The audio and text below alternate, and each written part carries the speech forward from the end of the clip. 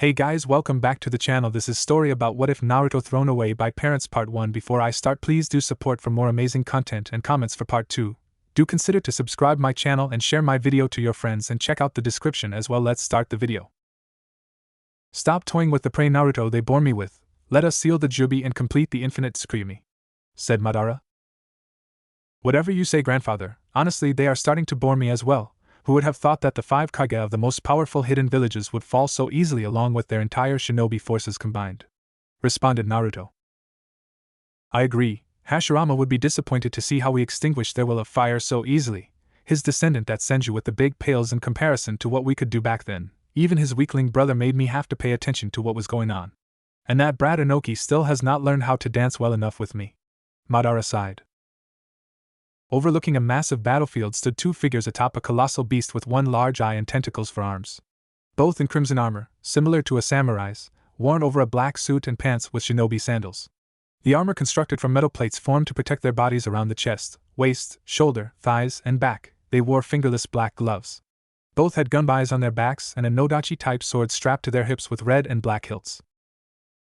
The most intriguing thing about them were their eyes. Their eyes contained a ripple-like pattern centered around a dot. Around that dot were 3 tomos symbolizing their power over both the abilities of the Sharingan and the Rinnegan. Beneath them were a slew of bodies, with cuts and holes and burns and broken body parts, most dead. Within that graveyard staggered the 5 Kages that stood against Naruto Uchiha, Madara Uchiha, the Akatsuki, and the many that they had revived to fight for them using the Edo Tensei. The Reikage Mighty A, young Kazakage Gaara, Hokage Princess Tsunade, the Mizukage Mei, and the Tsuchikage Inoki, all banded together to fight against Madara's plan to take over the world by releasing the 10 tails and using their infinite Genjutsu. We won't let you do this, Madara. We will save this world from your darkness, your curse of hatred. We are the Kage of our villages. It is our duty to defend our people. We will not allow you to do this, screamed a heavily wounded Tsunade, the diamond-shaped mark on her forehead gone, her ability to stay standing quickly fading along with her hopes of protecting what her ancestors had fought so hard to build, and her loved ones Nawaki and Dan wanted so much to protect. Only the hope that reinforcements from the other divisions would arrive soon to help them kept the 5 battered Kages standing upright. It is over, Tsunade. You were always going to lose. You are too weak. Now be gone, the lot of you, says Naruto, and without moving blasts away the last hope that the world had to survive with the Shinra Tensei. Finally we can begin. Naruto, this role belongs to you. You must be its Jinchuriki since you have both the blood of the Uchiha and the Senju running in your veins. Madara was interrupted by him sensing something coming from a mile away. He quickly realized it was about a couple hundred more shinobi racing toward their location. I sense them too. Come, grandfather, I want to test the power of the 10 tails before we project on the moon. Who knows when we will be able to slaughter this many shinobi, if ever again, said Naruto. Dancing is entertaining, Naruto, but not if your opponent cannot dance on a level similar to yours. Besides, I thought you were in this for peace and for what happened to your parents, not for the killing, Madara questioned. I suppose you have rubbed off on me, old man. Let us complete this and be done. This has been years in the making. I just want it to be over with, replied Naruto. Very well. As Naruto released the weight seals on his armor and began to take it off, Madara proceeded to make the preparations for their plan, drawing intricate seals on Naruto's entire upper body. Be prepared, Naruto. This may be painful. You are not a young baby, therefore your chakra coils have already hardened themselves. It may take a lot more for you to adapt to the massive power this beast contains, explained Madara. Understood. Madara began to perform hand seals and the Shinigami appeared behind Madara. I recognize those seals, Madara. Are we really using that sealing jutsu? Want to take your soul? Please, Naruto. I bow to no one, not even the god of death himself. Shiki Fujin. Suddenly the Shinigami's eyes turned red and his hand passed through Madara's chest into the Jubi they were standing on.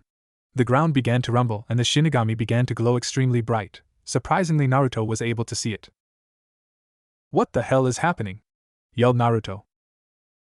I don't know, replied Madara. Suddenly the light engulfed everything in a dome. You have insulted my purpose, mortal. You have broken the laws meant to govern this world. You defile the dead and me, the god of death. You will be punished. Where is Madara?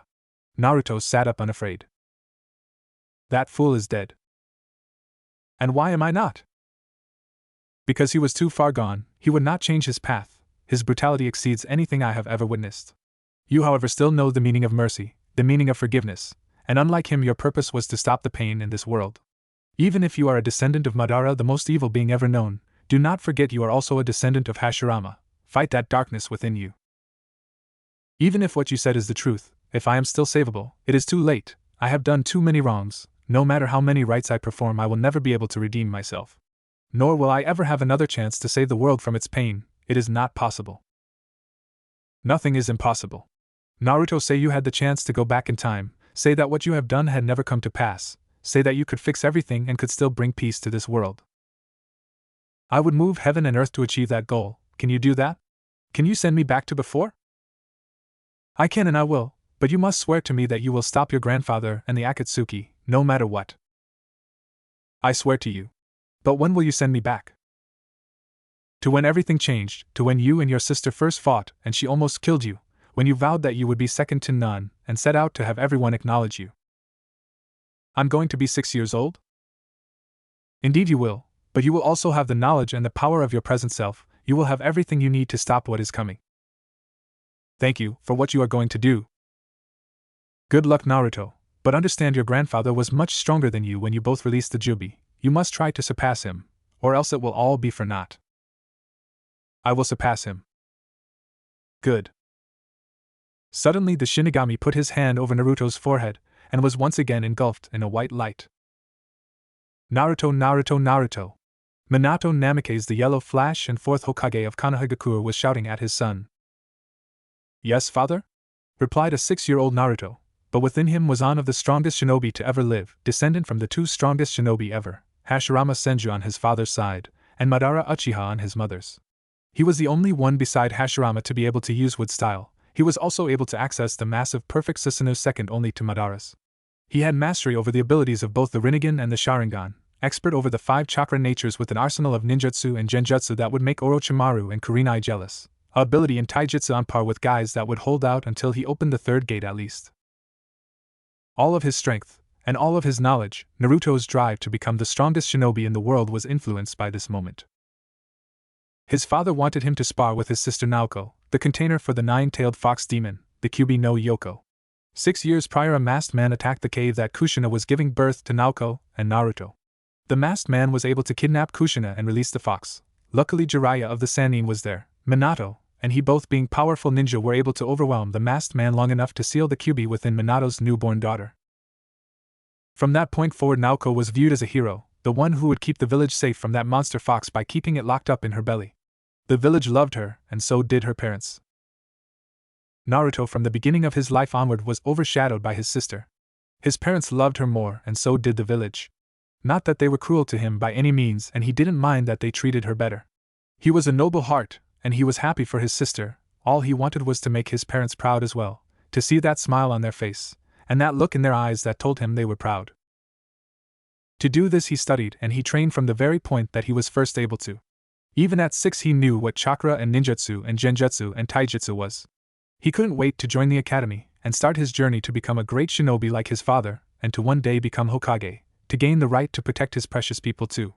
With the only shinobi to ever get a double S ranking in the bingo book as his father, things looked completely possible. But that was where he was wrong. Being the son of the Hokage had a very bad downside. The Hokage was for the most part very busy. So whenever he could spend time with his family, it was with his beautiful wife and his daughter.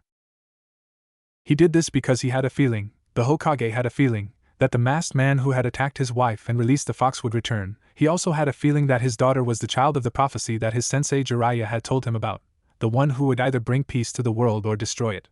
So Minato took it upon himself to train his daughter to be the greatest shinobi to have ever been. His daughter would defeat the masked man and bring peace to the world. And that goal would leave little time for Naruto. This was where Naruto began his journey to darkness. All that neglect that had been building up inside him was his fuel. With it he would go on to unlock his abilities and try to bring the world the peace that his father wanted. At 16 Naruto would go on to meet Madara as he tried to complete his plan to release the Jubi by kidnapping his sister. Both he and his sister were Jounin by this time. But seeing Naruto's darkness and Naruto's revelation, that he wanted to bring peace to the world and defeat Madara, Madara was interested in the boy. Knowing that he was his grandson, he elected to take the boy under his wing, to train him even further, and have him join the Akatsuki. Listen to me, Naruto, I know who you are, I know the power you hold, and I have the same dream that you do, to bring peace to this world. You are Madara Uchiha, you don't know the meaning of peace. I am your grandfather Naruto, Kushina is my daughter, and I am doing this for her, for you, for all those that have experienced the pain of losing people close to them. Join me, Naruto, and I will teach you so many things. I will make you stronger, and together we will bring peace to this world. No shinobi, no war, just peace. How can I trust you? You can't. A shinobi's greatest weapon is deception, but I am telling you the truth here and now. You can believe me. If you couldn't, you would have been dead by now. You are my family, and I want us to achieve our goals. With much consideration, Naruto thought of everything in that moment about his life. He wanted peace, he wanted to make his parents proud, he had killed too many and seen too many die to want anything else other than to see the dream that is peace be realized. I will go with you. Good. From that point on, Madara would take Naruto under his wing and train him to perfection. Naruto would become a missing ninja of Konohagakure, beginning with an A rank, quickly becoming an S rank when he killed Orochimaru and began to help Madara take the bijus from their respective villages. Soon the Akatsuki whom Naruto joined and became one of the most powerful members of had all but the ninth beast whom Naruto's sister was still the Jinchuriki of. Brother, stop doing this please! Shouted Naoko. Son, please stop this! Screamed Kushina. Naruto, please! Pleaded Minato.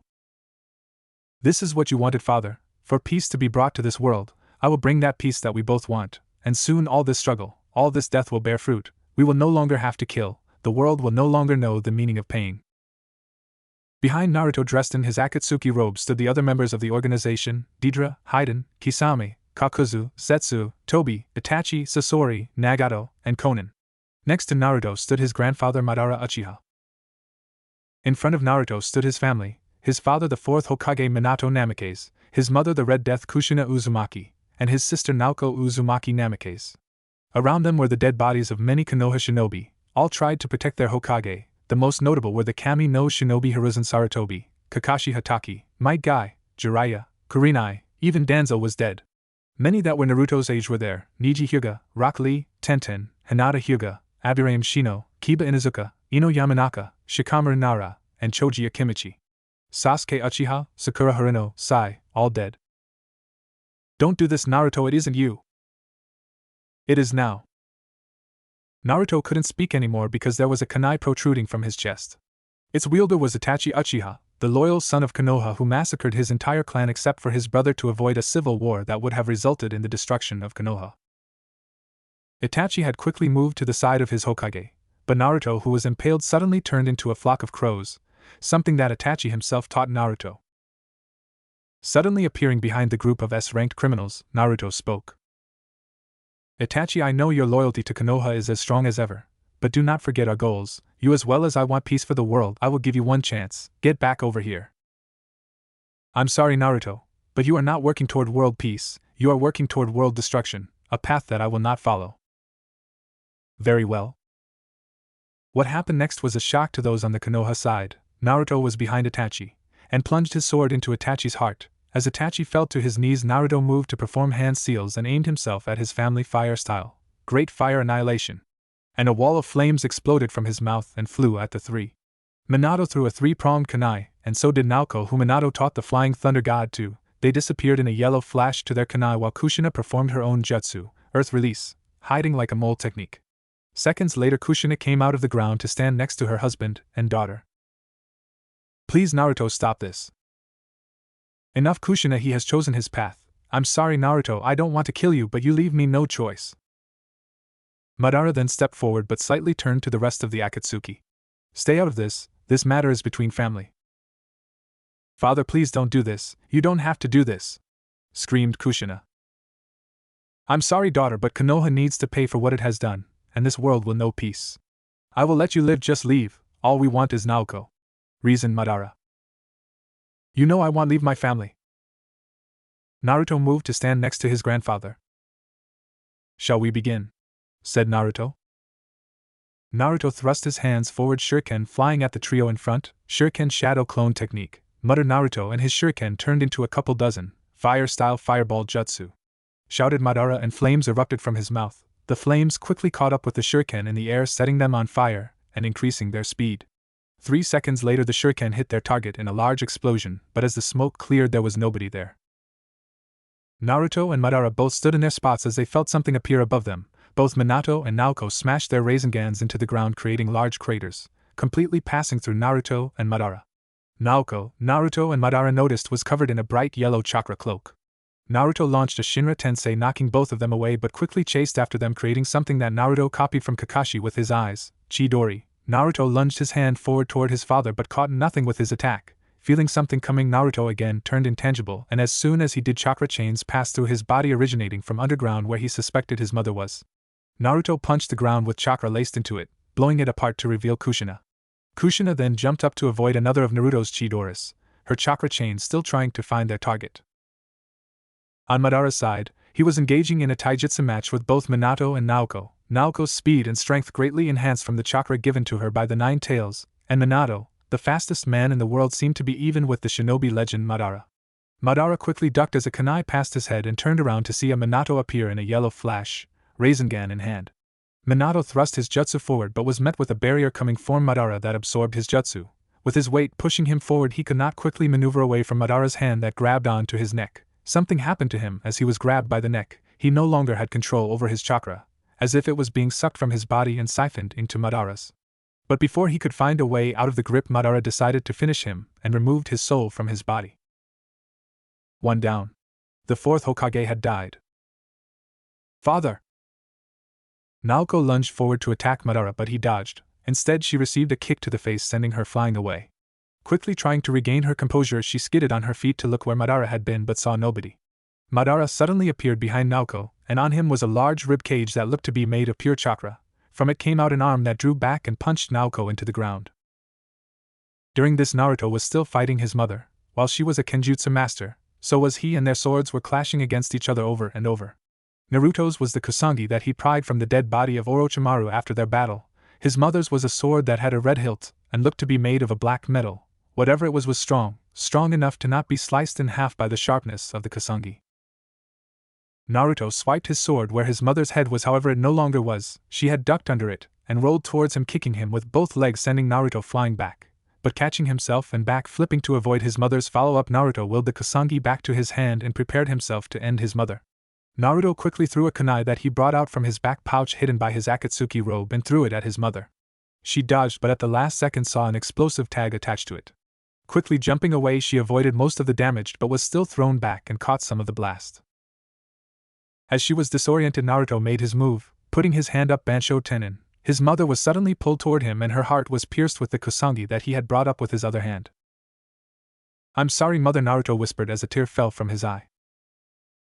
"I'm sorry, Naruto. Forgive me for your childhood, and don't forget that we will always love you, and we will always be with you," Kushina said with blood dripping from her mouth. Naruto slowly placed his mother on the floor, grabbing the sword that had belonged to her and strapped it along with the hilt that he removed from his mother's body onto his hip. It would remind him of her strength and her will, as well as reinforce his purpose. He then walked to his grandfather. "Are you ready, Madara? I want to get this over with." "Yes, let's move out and seal the Nine Tails," Madara said with an unconscious Naoko on his shoulder. "It will finally be over," thought Naruto. A tear slipped from a 6-year-old looking Naruto. "I'm sorry, can you say that again, father?" "I said spar with your sister." "Okay."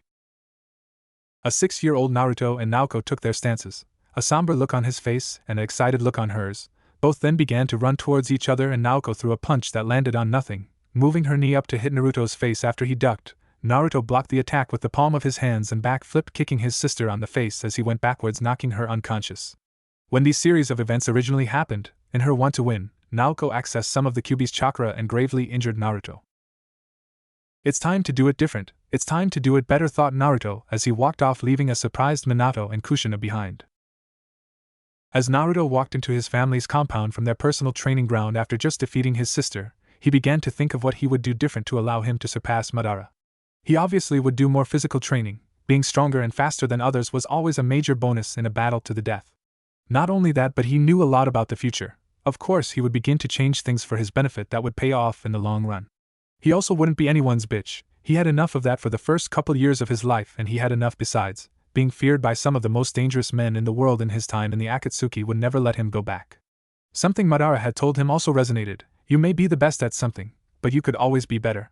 That alone showed the wise nature of Madara. Even if he was the best, he could always improve, and indeed he would. Not only would he need personal improvement, Naruto would need to establish relationships to defeat Madara. He and his grandfather had torn apart the Shinobi alliance because they had not banded together soon enough. Mistrust and paranoia allowed the Akatsuki to capitalize and move before the nations were ready for a war. Diminishing their battle strength was just a matter of how long it would take. Even then, little cooperation and intelligence sharing as well as not sharing knowledge of their abilities heated even the great Shikaku Nara, the brains behind the Shinobi alliance. Naruto began to make a long mental list of the things that he would need to do to prepare him for the struggle that would come 12 years from that moment. To be honest, he was a bit excited to see what he could change, and what would result. Walking into his room, Naruto began to think about his previous life. It was time to have some fun with this second chance. Besides, the Shinigami didn't give him any restrictions, he just said to save the world from Madara and the Akatsuki, which he would.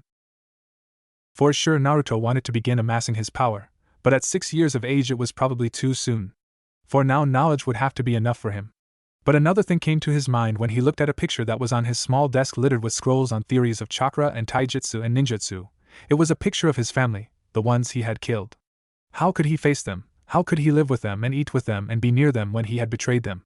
Perhaps this second chance had a couple of major drawbacks that he had not thought about, but that could be dealt with. He wasn't some emotional sap, he could handle a little emotional baggage, he could handle quite a lot actually. And this was where it was going to begin. It was going to begin on a good note. His father and mother and sister, who he had first alienated, could maybe truly become his family. He would work hard to rebuild that bond. Naruto, spoke Minato, trying to find a way to speak with his son. Even though he did love him, his daughter, he believed, was the child of prophecy, and if training her and paying more attention to her than Naruto would save the world, it was a sacrifice he would have to make, but it didn't mean he wouldn't try to spend time with the both of them. Maybe he could even teach them a lot of what he knew as a ninja, make them both great shinobi, great enough maybe to appoint one of them as his successor, the Godame, or if it didn't happen before then, the Rokudame. Besides, if his daughter was going to save the world, she could use all the help she could get, and having her brother by her side, it could be a major source of strength for her. He would begin to try and get close to both of them even more. He needed to rectify the mistake that he made with neglecting his son more than he should. Kushina also felt the same way. She could tell her son was powerful, she could tell her son was immensely powerful. He had the chakra reserves beyond those that were Kage level. They were on par with those of a host to the nine-tailed fox, which was very rare as those levels were usually non-existent unless they were Jinchuriki. Not to mention he was the descendant of the clan heads of the Uchiha and the Senju. Even though her daughter Naoko was on the same boat, she did not possess the same potential that he did. Not that she didn't have potential, but hers came from the ability to maybe one day harness the power of the beast within her. And on that thought she pledged that she would help her kids go as far as they could go, and then push them beyond that point. While Kushina was contemplating how she could help her kids, Minato was having a conversation with his son about what he wanted to do about both his and Kushina's new resolve to help them both and care for them more than they had been previously doing. He wanted Naruto to accept him and allow Minato to train him. He knew his son would be a genius. He looked in on his son from time to time and saw him constantly trying to learn more and more, to make his parents see him and not just his sister. But he was too ignorant, and he was too focused on other things. Mainly these things included what was happening with the Uchiha clan and their current planning of a coup to usurp the Hokage and make the Uchiha the rulers of Konoha. Something that would no doubt lead to a civil war that would kill countless Konoha shinobi, his comrades. Another thing on his mind was the predicament that he was putting one of his most loyal, if not the most loyal shinobi he had ever had the honor to command in. Itachi Uchiha, an Umbu captain that had a superior moral code and maturity beyond that of anybody, was willing to be a spy for his village to keep tabs on what the Uchiha were planning, and if needed, he offered to take action against the clan to protect the countless villagers that would die if it came to civil war.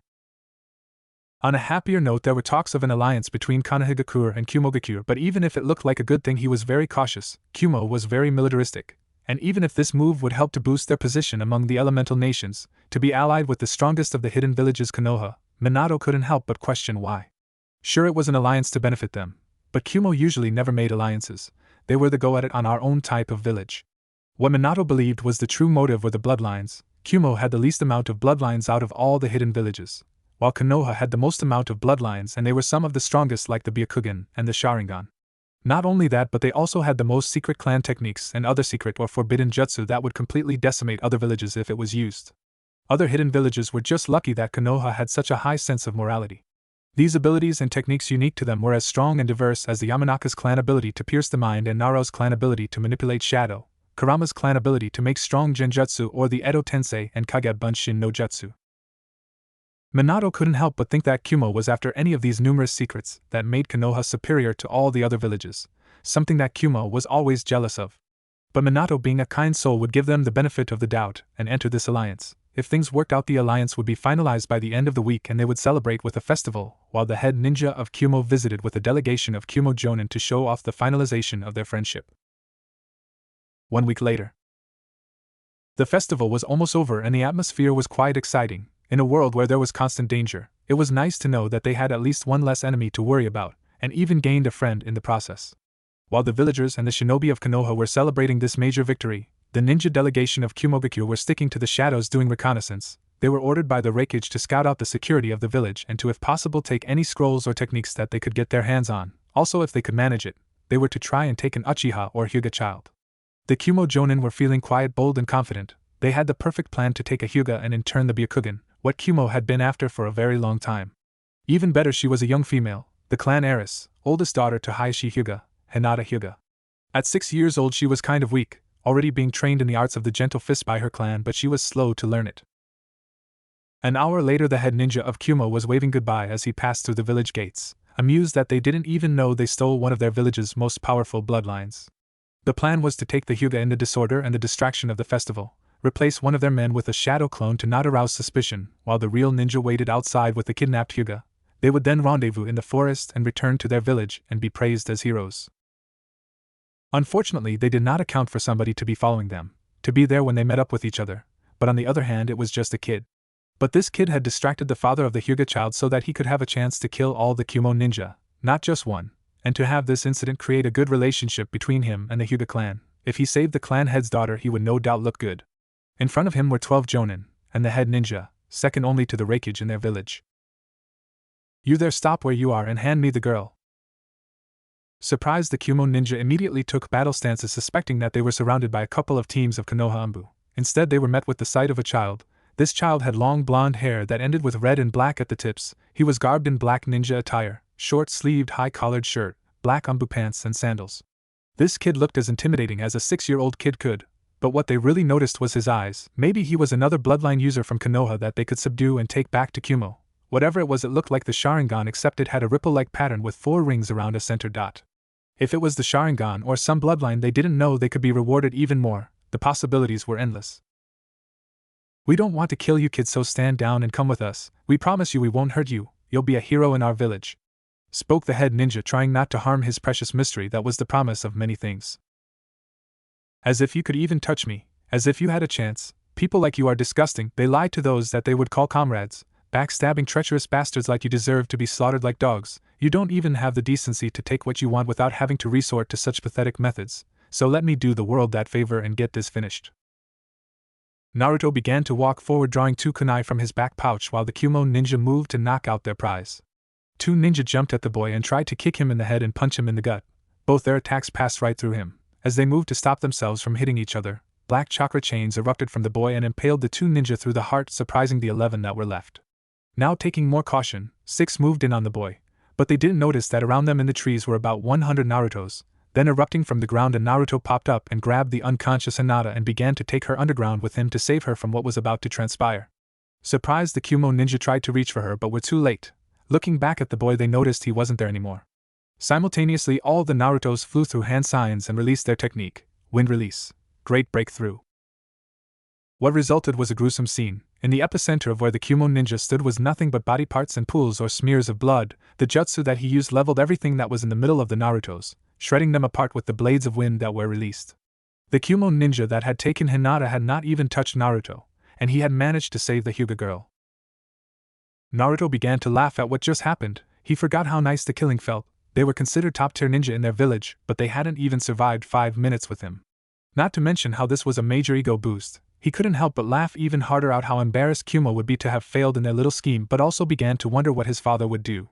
Naruto's maniac-style type laughing was cut off by him hearing a group of people land a couple of feet behind him. Turning toward them, he did not expect to see his father, the Hokage, the Hyuga clan head Hayashi, and a group of about 20 Konoha Anbu.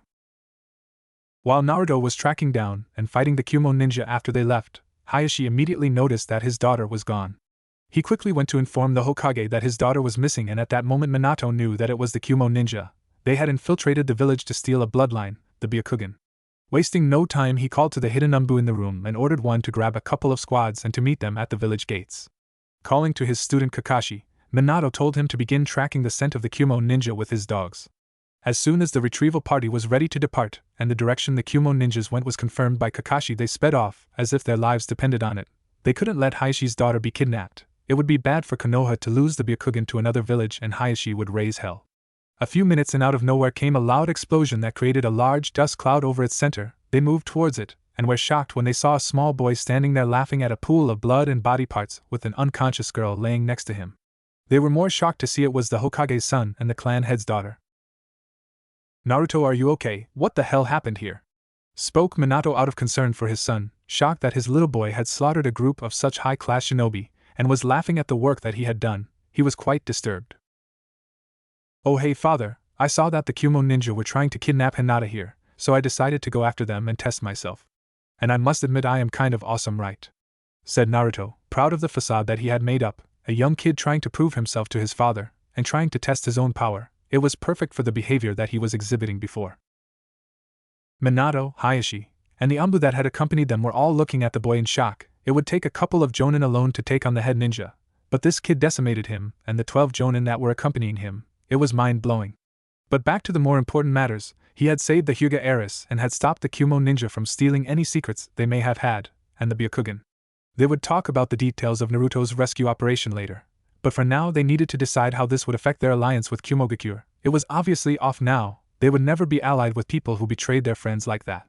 But what would be the repercussions? Would Kumo just deny that their ninja were working for the Raikage, or would they blame Konoha for the betrayal and blame them for making an unprovoked attack on their ninja? If so, the Hokage wouldn't take it. He would tell the truth and make it his goal to show just how untrustworthy and dishonorable Kumo was. Nobody would betray his village after extending a hand of friendship, and then blame them for the betrayal. Minato made this very clear in his message to the Raikage that he sent via messenger bird. Along with the bird was a storage scroll that held the bodies of the 13 dead Kumo shinobi. On to what happened with Naruto. Minato demanded an explanation, and he was surprised to hear what he was told. His son told him that he just planned it well, but not only was he strategically smart, he was also strong and versed in various aspects of shinobi arts. This was a major slap in the face for Minato. How could he be so ignorant to not see his son advance so far and become so strong? At least that was what Naruto made him think. Madara taught Naruto a lot of things that he could do with his ocular powers, things he would have never dreamed of when he first unlocked them, such as bringing people back from the dead, making meteors fall from the heavens, and summoning a giant statue that could hold the chakra of all the bijus combined. But accompanying these powers was mind control, something that Madara had taught him and Obito when they were making their move in Kirigakure, trying to eliminate the bloodline users through their control of Yagura. Minato was vulnerable to it, as was almost everybody else in the world. It was the power that allowed them to control tailed beasts, such as how Madara subdued the 9 tails to fight Hashirama. With the Hyuga incident settled, Minato could now focus on what was going on with the Uchiha. Danzo and the rest of his advisors except for Hiruzen wanted to wipe the Uchiha out, but they had a dilemma. They didn't want one of the most powerful clans in their village to go extinct, and along with them the Sharingan. Instead they opted to agree with Itachi's offer on that he would take down his own clan. In exchange they would spare his brother Sasuke, and he in time would revive the Uchiha while they molded Sasuke to be loyal to the village and nobler than those that existed at the moment. With those characteristics instilled in him, all the Uchiha that came after him would hopefully inherit those ideals and not turn out to be assholes that considered themselves superior to everyone else. Itachi would also join an organization that Jiraiya had told them about, a new up-and-coming group of S-class criminals called the Akatsuki. The attack was supposed to take place in 3 days, and preparations for the defenses of the village in case other villages tried to attack in the chaos were being set up. It pained Minato to have to do this, but he had to place his village above all else. Just like when he put the 9 tails in his daughter for the village's sake, he would need to authorize this horrendous deed and pass it on to one of his most outstanding shinobi.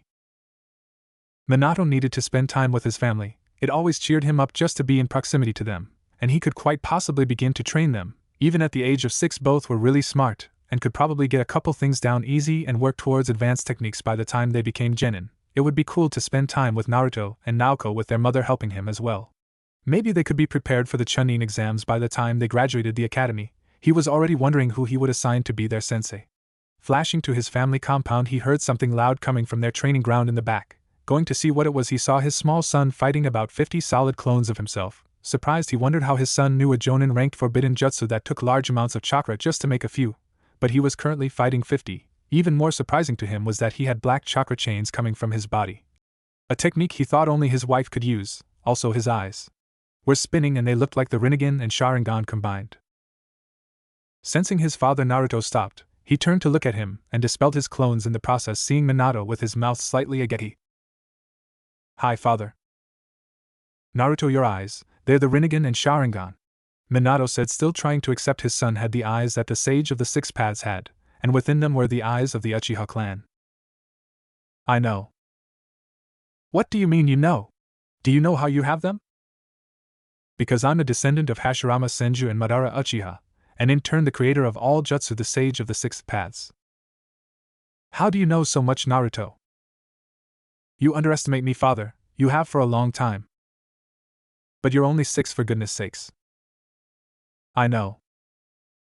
"How are you so calm about this, and how long have you had them?" "I'm calm because I've had them for 2 years, I've coped." "My goodness, what can you do with them?" "A lot actually, but don't worry, father, you will probably see everything in due time, but here, let me show you a taste." Naruto made Minato kneel down to his height and placed his hand over Minato's head. Sifting through his mind, he saw what Minato had come home for and wanted to help his father. It made him uneasy to know that his father had once ordered the Uchiha clan massacre, but now it made sense. He was doing it for his village. "I would love to train with you, father, but I'm probably stronger than you, so don't go easy on me," said Naruto with a smile and jumped back, getting into his battle stance. "I'm the 4th Hokage, Naruto, the Yellow Flash. I'm pretty sure I can take you easily." "Well, bring it on." Both ran at each other with speeds that would be slightly faster than the Raikage in his lightning release armor. Reaching each other in less than a second, they went to punch each other, but their fists connected in midair. They tried to knee each other after, but both connected in midair again. Jumping backwards simultaneously, Minato threw a 3-pronged kunai at Naruto, which in turn Naruto blew away with a Shinra Tensei. Not wanting to show how strong he was to his father, Naruto knew he had to lose this, so he rushed forward to punch his father, and engaged in a taijutsu match that left various openings in his stance. Minato saw these openings and could tell that his son was skilled.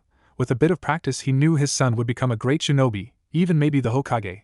At 6 he had killed 13 Jonin, and could almost match the Yellow Flash in speed. He was already beyond Genin level. Minato thought he had evaluated Naruto enough, and so finished by kicking Naruto in an opening that he had left. "Wow, Naruto, you're pretty good. How about we begin your training and you'll be amazing by the time you make Genin?"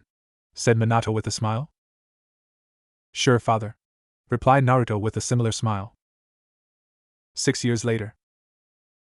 Naruto was sitting in his seat at the academy, all the way in the back corner. He was wearing what he normally did: black long-sleeved shirt, black umbu pants, shinobi sandals. His hair had grown much larger to the point where it was almost at his lower back. Part of his hair was over his left eye. Some may say that it was girlish, but not after Kiba Inuzuka said it. He was insulting the son of the Hokage just to get noticed, and he had paid for it dearly with a few broken ribs from one punch to the boy's chest that had sent him into a wall. But now people steered clear of him mostly. He was one of the cool kids in the class. The other one was Sasuke, the last Uchiha in Konohagakure. 6 years earlier his entire clan was massacred by his brother Itachi. He had vowed revenge on him, and had made it his life's goal to kill his brother and revive his clan. But just because it was his ultimate goal didn't mean he would let it consume him. He was cared for by many, mostly by Minato and Kushina, who looked out for him from time to time. He became almost like part of the family after the death of his own. But his pride wouldn't let him have them take him in. He didn't want a new family. He just didn't mind that he was being cared for. It kept him from going into darkness. And the rivalry that he had begun with Naruto was one of his motivators. Back in the classroom, today was their final exam to become Genin, which would consist of a written exam and then practical exams that would evaluate whether they were ready to become the next generation of defenders for Konoha. Minato Namikaze, the 4th Hokage, began to make his speech that he hoped would inspire them to give it their all. "Today you are going to be tested on whether you have what it takes to become the next bearers of the will of fire, to be selfless in your objective to defend your home, your village, and your precious people that reside within it. Good luck, young cadets. I hope that you all succeed so you may begin your path to becoming the next legends of Konoha. Thank you for your time and do well. You may take it from here, Irika, Mizuki." With a smile, Minato flashed away, leaving most of the students except 2 shocked, and even more determined to pass this exam. They wanted to be cool and strong like the Hokage of their village. "Alright, cadets, you will now be given your tests. Try your best, and good luck," spoke Irika with confidence. He was confident with this year's batch of probable shinobi. He had many promising candidates. In his class sat the future clan heads of the Nara clan, Akimichi clan, Inuzuka clan, Hyuga clan, Aburame clan, the last surviving Uchiha, the son and daughter of the 4th Hokage, and many other brilliant kids that had the potential to become great shinobi. Passing out the tests, he saw the fangirls of the class wish Naruto and Sasuke good luck and blow them kisses and mutter how much they loved them. Silence, please. The room got silent and they began to focus on their tests. The tests weren't some foolish questions about history and theory, although some of that was included. A few years ago, when Minato gave Naruto the test to see what he knew, Naruto completely bashed how easy the test was and Minato couldn't help but agree. So he tuned it to make it more appropriate, putting in situational questions and advanced questions that would be more fitted for future shinobi than any random person with a decent knowledge of history and idea of the shinobi arts. Minato also changed the curriculum to focus more on the physical and upgrade the intellectual, but still tried to give the students the pride, loyalty, nobility, honor and caring ideals of the village. After about half an hour the tests were finished, and it was time to move on to the practical, so Mizuki and Iruka began to lead everybody outside for the shuriken/kunai toss, the spar with the instructors, and the jutsu demonstrations. Naruto and Sasuke performed everything perfectly, but Mizuki went a little way harder on Naruto than the others when it came to the spar, enough to where they were both fighting beyond the abilities of any genin. This surprised Naruto, Mizuki, Iruka, Sasuke, Naoko, and the rest of the kids that came from shinobi families. However, when Iruka saw it was going to get out of hand, he stopped it, and looked at Mizuki with a scolding face. "Are you okay, Naruto? Why did he go so hard on you?" questioned Naoko, worried for her brother. "I don't know, but I'm fine, Naoko. We both know I can take him out without breaking a sweat." "Okay, big brother." And it was true that he could take on Mizuki. He could take on several Kage-level shinobi until he would have some difficulty. Mizuki was nothing compared to him, but he was wondering why he had gone harder on him, and he knew Mizuki was actually trying to hurt him, but he didn't know why. After everybody was done sparring, they performed their jutsu tests, which most students passed. It was the basic Bunshin, Henge, and Kawarmi. Finally, after the day had ended, most of the class had shinobi headbands to show off to their parents. Looking for their parents, Naruto and Naoko began to walk further out of the academy gates and finally caught sight of them. "Mom, Dad, we're over here." Naoko waved at their parents. "Hey guys, you guys made it, congratulations, we knew you would. How about we go celebrate?" "Sure, let's go get some ramen," suggested Naoko. "That's my girl," said Kushina with a big smile on her face. Both Naoko and Kushina loved ramen, while Naruto and Minato hated it from having eaten so much. Before they left, they saw Sasuke on a swing that was close to the academy. Minato began to walk over to him. "Sasuke, come on, we are going to celebrate with ramen." "I don't want to impose, Lord Hawk." "I'm not taking no for an answer, Sasuke. You're practically part of the family, now let's get going," Minato said, not letting the young Uchiha reject the offer. "Thank you, sir." Soon Minato and Sasuke joined Naruto, Kushina and Naoko. They were all beginning to walk down to the Ichiraku ramen stand when Kushina suddenly remembered that she had her camera on her. "Wait guys, I want to take a picture. Put your headbands on." Putting their headbands on, the three of them got into position with Naoko in the middle and Sasuke and Naruto on her sides. All smiled gently for the camera.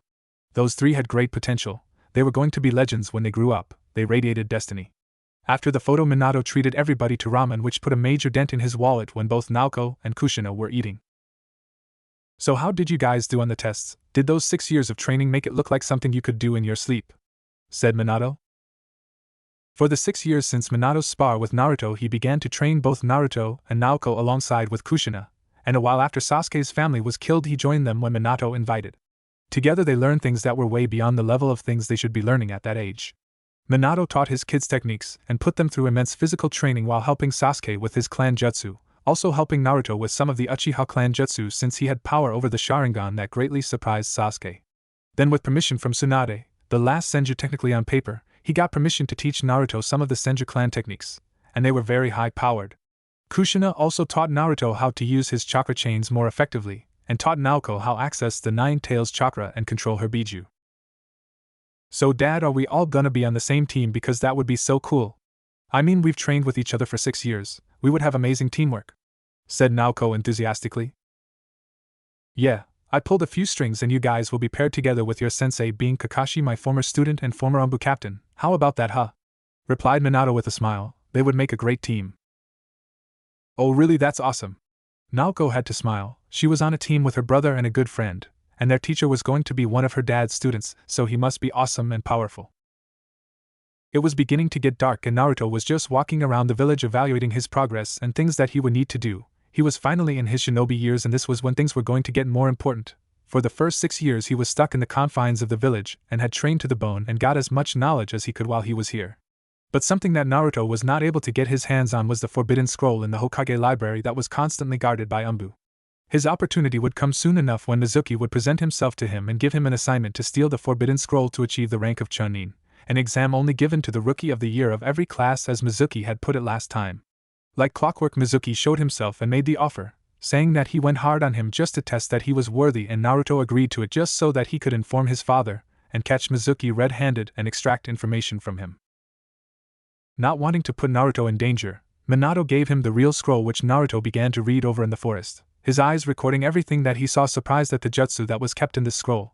That scroll was extremely dangerous and jackpot to anybody who wanted to become powerful. Appearing on a tree branch, Mizuki shouted out to the 12-year-old boy, "Good job, Naruto, now give me the scroll." From behind him came the response, "I don't think so, Mizuki."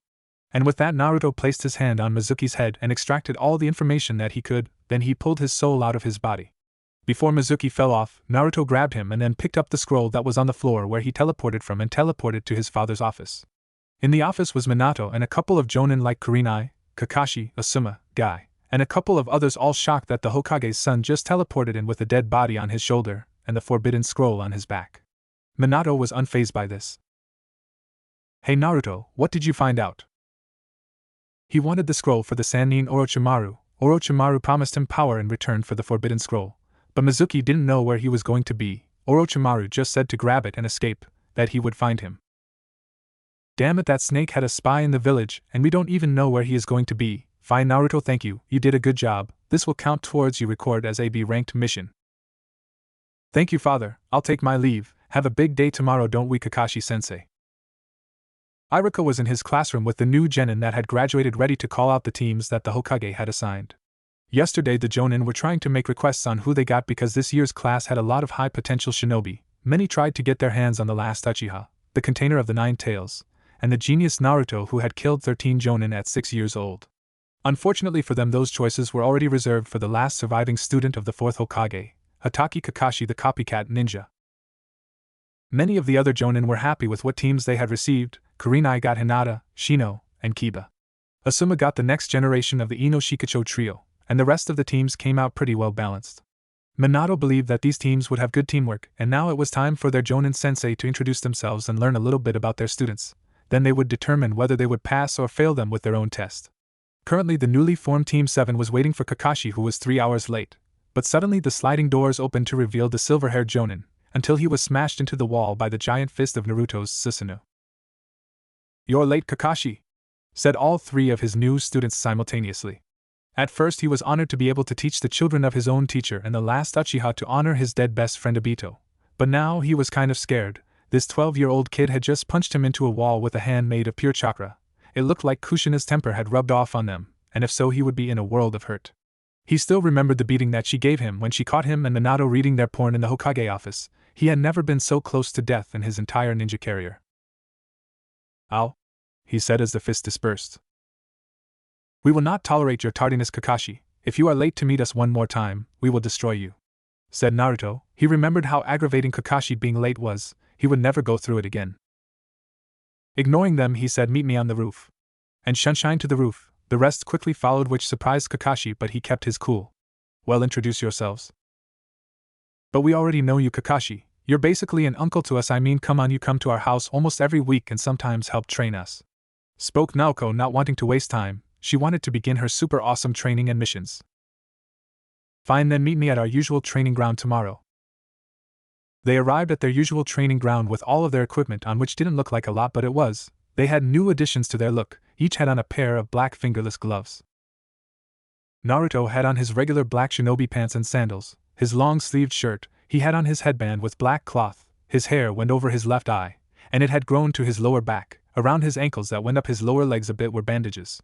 He also had a holster with kunai and shuriken on his left leg. On his right leg was another holster with 2 scrolls in it. They were storage scrolls. One held a survival backpack and the other carried several varying types of weapons that he could fight with using his chakra chains or his wood style. His gloves had a seal on each. One carried his gun by, and the other carried his trusty sword. As a matter of fact, they all had swords because they were being trained by the best swordsman in the village, Kushina Uzumaki. Naoko had her red-clothed headband wrapped around her forehead. She was also wearing the black shinobi pants and sandals with bandages around her ankles. Her top, though, was different from her usual style. She had a fishnet shirt under her black vest that showed off her belly button. She had a pouch on her back that kept her various equipment. Her right glove held her sword in a seal. Sasuke looked the same as Naruto except his hair, which was shorter. He had only one holster that was strapped to his left leg. They all looked like professional shinobi, not fresh genin that barely got out of the academy, and Kakashi noticed this. He was going to test them to see how far they had come since his teacher and his wife had begun to train them. Perhaps they wouldn't have to go through all those pesky D-ranked missions that other teams were doing. He was one of the best shinobi of the village, and taking D-ranked missions was a disgrace to his skills. Even the Hokage may agree that they were ready for higher-ranked missions. "Hey guys," Kakashi said, which surprised the trio since he was on time. Kakashi appeared out of the tree that he was in. "It's time to test you guys to see how strong you are, so let's get going." And with that he lifted his headband that was covering his eyes, showing his students the Sharingan within. He had remembered what his teacher had told him. He said that they were all stronger than any genin. They were at least Chunin level now. But he said watch out for Naruto the most. He was strong, way stronger than he let on, maybe already Jonin level. Kakashi was quickly put on the defensive when all three of them launched shuriken at the same time and they began to go through hand signs. Naruto spoke out, "Shuriken Shadow Clone Technique," and their shuriken turned into at least 200. At the same time Naoko and Sasuke shouted out Fire Style, Fireball Jutsu, and together their collaborative technique became a wave of explosive flames and projectiles that would kill anything in its path unless they had a very good defense. When it hit, Kakashi was not there, but Naruto sensed him coming from underground and shouted below. They all jumped up to see Kakashi's hands erupt from the ground, and then the rest of his body. Naruto began to channel chakra to his fingers and slashed them through the air, creating blades of wind in a cross motion aimed at Kakashi, which connected only to reveal it was an Earth-style clone. Shuriken then flew towards Sasuke, and Sasuke was quick to react, drawing a kunai. He deflected them all and then threw his kunai in the direction that the shuriken came. Putting his hands in the tiger hand seal, the kunai that he threw exploded much larger than a normal one would do. This was one of their own personal explosive seal formulas, much higher powered than what you could get at a store. Naoko then began to feel something poking at her from the back of her mind. She dispelled the genjutsu and drew her sword. Turning around, she was about to slice at Kakashi, but she sensed that he was emitting a different sense than he normally did, so she activated her first tail Biju form, which emitted a red chakra cloak around her, and used its power to quickly propel herself away before the Kakashi clone exploded. Naruto activated his chakra scalpels that he learned from a Senju scroll that was authored by Tsunade and Hashirama Senju.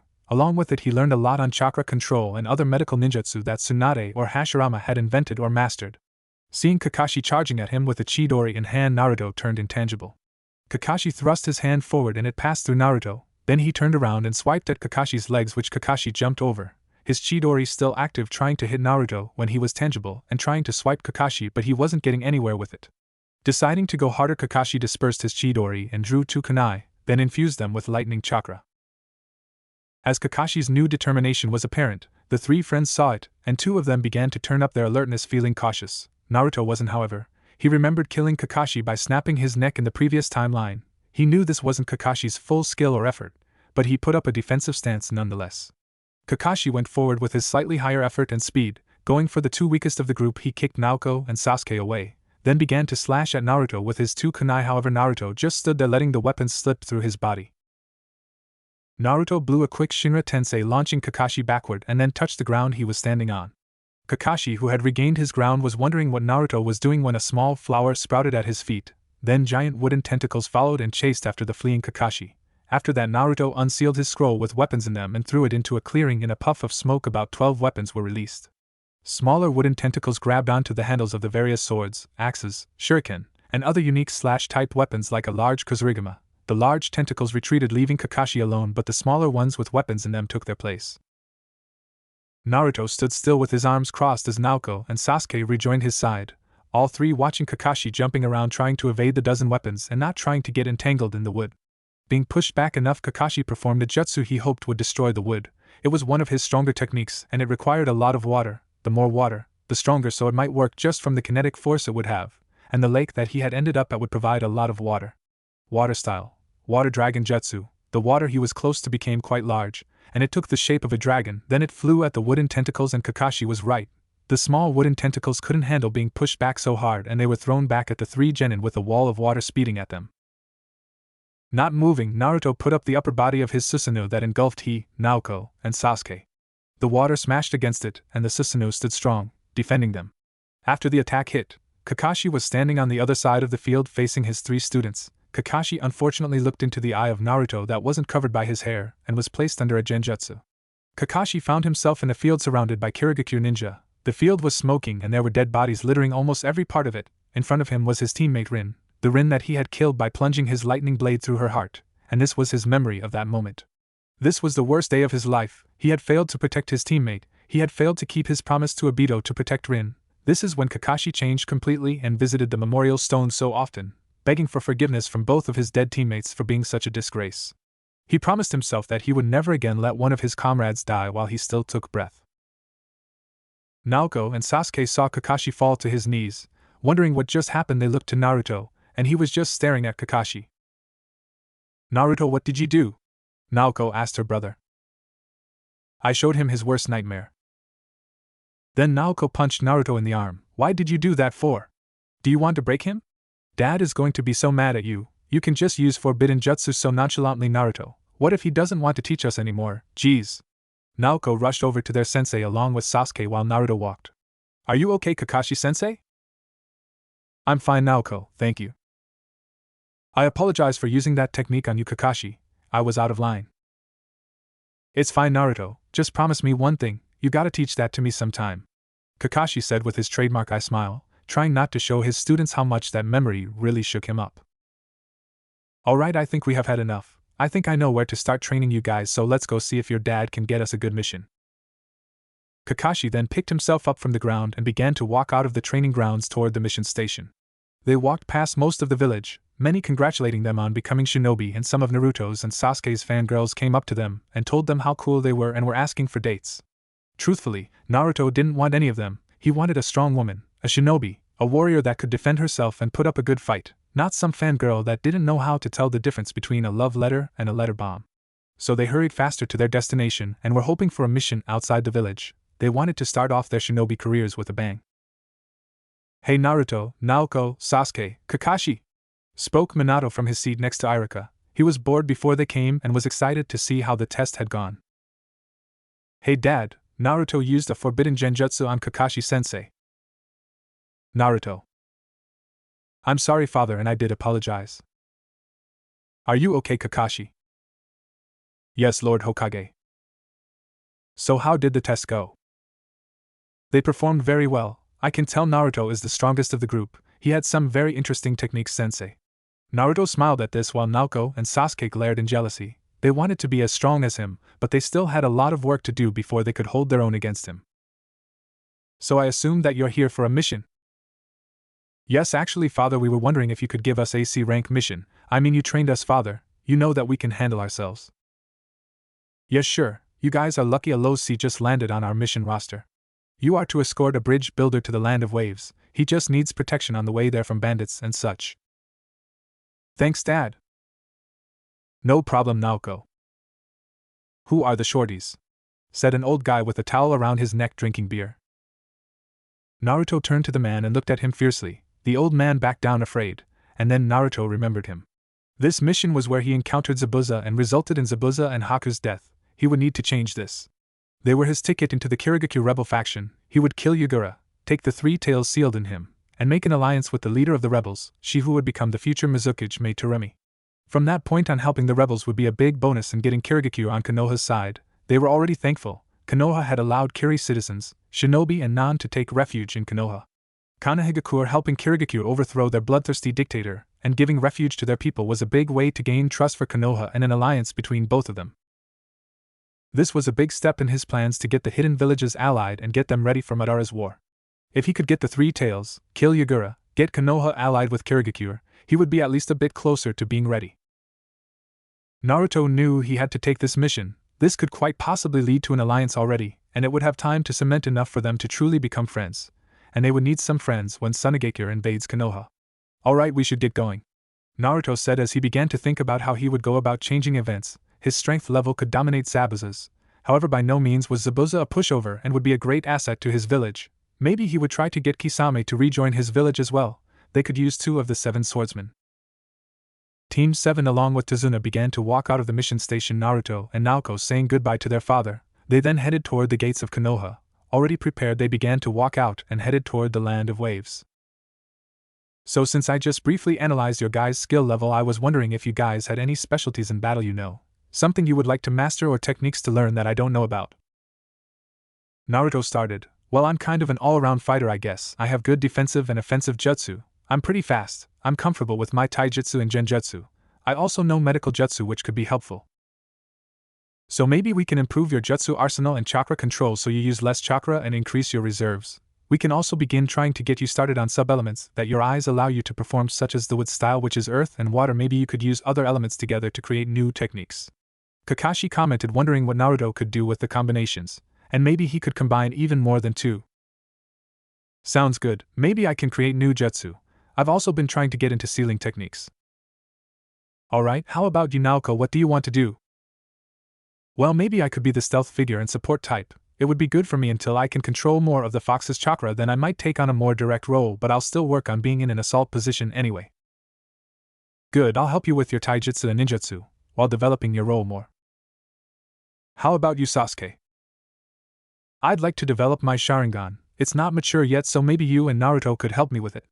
I also wanted to work on my fire and lightning chakra natures, since they are both strongly associated with my clan, said Sasuke, who earned a nod from Naruto and Kakashi, referring to the training of his eyes.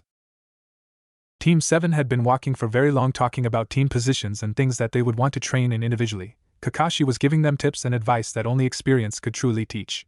They were also told why Tazuna needed protection. He was on his way to build a bridge to help his homeland that was being sucked dry by a man named Gatou. He was destroying their home and the bridge would save it. Eventually they walked past a puddle that the demon brothers Gozu and Meizu were hidden in. Kakashi was immediately alert because it hadn't rained in a couple days. There shouldn't have been a puddle, and Naruto sensed a chakra manipulation coming from that spot. Nodding to Kakashi, signaling he knew, Naruto looked up to where Naoko and Sasuke were flanking Tazuna while waiting for the assailants in the puddle to make a move. Thinking the group hadn't thought anything suspicious, the demon brothers began to get out of the puddle, looking at which target they would kill first. They saw a medium-sized boy and a larger man in the rear. Then they saw their true target in between, another boy and a girl in front. Deciding that the man in the rear was the strongest and their leader, they moved to attack him. Running at him, they began wrapping their chains around the ninja with the hair that was sticking up, and pulled in opposing directions, shredding the man apart. Turning to the boy, they saw him with his hands in his pockets, looking at them impassively as if they posed no threat, and it infuriated them. They had just killed the man that was looking after them, and the kid just looked at them. At least the kids and the old man in the back looked a bit scared. "Are you stupid, kid? This is the part where you run," said Meizu. "I need to speak with Zabuza, Meizu. I need to speak with him now, or I will kill the both of you." Killing intent began to flood the air around them, and they noticed it was originating from the boy. "How do you know we are with Zabuza?" choked out Meizu. "Because I have seen your fate. Your fate is death if you don't cooperate. If you want to live, you will do all that I say." "Not a chance, kid." The demon brothers rushed forward to rip the kid that was talking down to them apart when they felt like the weight of the world was on their shoulder, and so they dropped to their knees, pushing themselves up from the floor with their hands, and tried to look up, but it was difficult. "What is this? What are you doing to us?" "I'll give you one more chance before both of your heads roll. Take us to Zabuza." "Damn it! We won't let you kill him."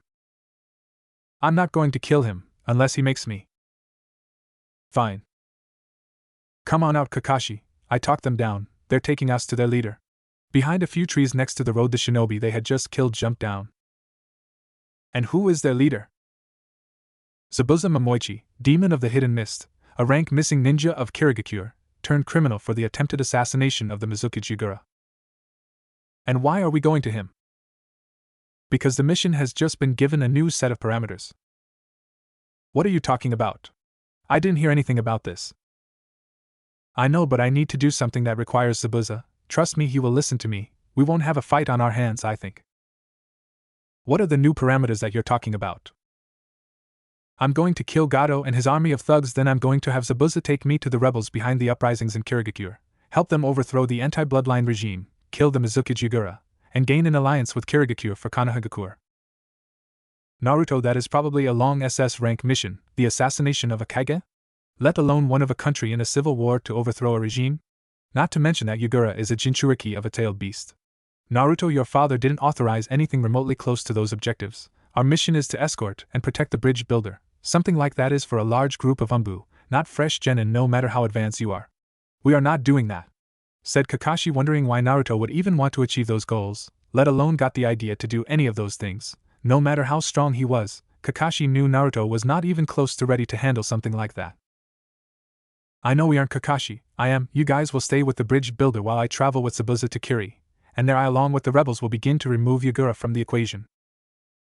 I'm your sensei Naruto, I'm not going to let you do something like that, you'll get yourself killed, spoke Kakashi uncharacteristically, very far from calm. What his student was proposing was madness. I can, and I am Kakashi, and I'm going to need you to inform my father about it. Naruto, I'm not letting you do this. Well, first let's meet Zabuza and deal with Gatou, then we can talk about this. Fine, but I'm not letting you do it. Sasuke and Naoko were listening to the conversation between Naruto and Kakashi intently. Why had Naruto wanted to go to Kiri? Why did he think he could pull all of that off? Big brother, why do you want to go off to Kiri, the freaking village of the Bloody Mist? And why do you want to kill the Mizukage? Screamed Naoko, worried about her brother's sanity and well-being. That's exactly why, Naoko. It wasn't always the village of the Bloody Mist. Their Mizukage is a madman who has fixated his insanity into the eradication of all of their bloodline users and plunged their village into a civil war. I need to stop that, and Zabuza is my way into the rebel group that is fighting Yagura's reign. Wow, that sounds kind of noble actually. I'm in. Me too, spoke Sasuke. He saw the determination in Naruto and Naoko. They were going and nothing could stop them. He might as well be there just in case they needed help. After all, they were the closest thing that he had to family, and he truly cared about them. Sasuke would never forgive himself if they died, and he had not gone along. For now, however, they were going to have to get to Zabuza and see how things with him went, and so they grabbed onto the demon brothers and told them to lead the way. The demon brothers were trudging along, taking the 4 Konoha shinobi and the old man to their leader, the demon of the mist. Meizu was wondering who they thought they were, thinking that they would be able to take down the Mizukage, a Jinchuriki for the 3 tails. After all, they were just 3 kids and a man. But from what they were hearing, they knew these people were beyond normal. One was the last student of the Yellow Flash, one boy and the girl were the children of the Yellow Flash, and the other boy was the last Uchiha. So why do you want to help Kirigakure, kid? I mean, an alliance with them would probably hinder your village more than help it. We have been at civil war for quite a long time. You would have to put up aid to get Kiri back on its feet. It could be a while before we become beneficial in an alliance. I have a dream, to bring this world peace. Helping your village will save innocent lives and be a step close to bringing that peace that I desire. World peace, you are a naive one, aren't you? You seem powerful, but you still don't understand the real world. After all, how old are you? You're kind of tall for your age, but your face still looks like it's 12. I am 12, but that doesn't mean that I don't understand the world. I understand it better than you. I have seen more death than you ever will. Sure, kid, whatever you say. Naruto then heard a sound like something was flying through the air at very high speeds. Sensing that they were all about to be cut in half unless they ducked, he screamed out, "Everybody down!" And just in time, everybody dropped to the floor to see a giant executioner sword fly above their heads. On its way had sliced a few strips off Kakashi's gravity-defying hair to embed itself in a tree. They were in the forest, so much of the vegetation was covering their view of where the attacker that threw the sword was. Trying to improve his ability on a technique that he had read in a Senju scroll, he placed his forefinger on the ground and let out a burst of chakra that gave him any information on things that were touching the surface of the earth or anything connected to it. Getting feedback, he realized that there were 2 figures in the trees. One was in front of them and one was behind them. Come out, Zabuza, I don't want to kill you and your apprentice, spoke Naruto, not wanting to prolong this exchange more than he had to. Not that he didn't like Zabuza, he believed the man was strong and noble, but he was itching for a fight. His bloodthirst that was boiling beneath the surface and that he was holding at bay would certainly be quenched by his fight against Yagura, so he wanted it to come sooner rather than later. Who are you, kid, to talk to me so boldly? Came a response from out of a tree. Somebody who wants to help you with what you had failed to do so long ago. And what would that be? The assassination of the Mizukage Yagura. Zabuza began to laugh at the kid. He was wondering how the kid knew that there was another person in the forest with him. He saw Kakashi of the Sharingan Eye standing next to the kid and their target. He was wondering why Kakashi wasn't taking the lead in this conversation instead.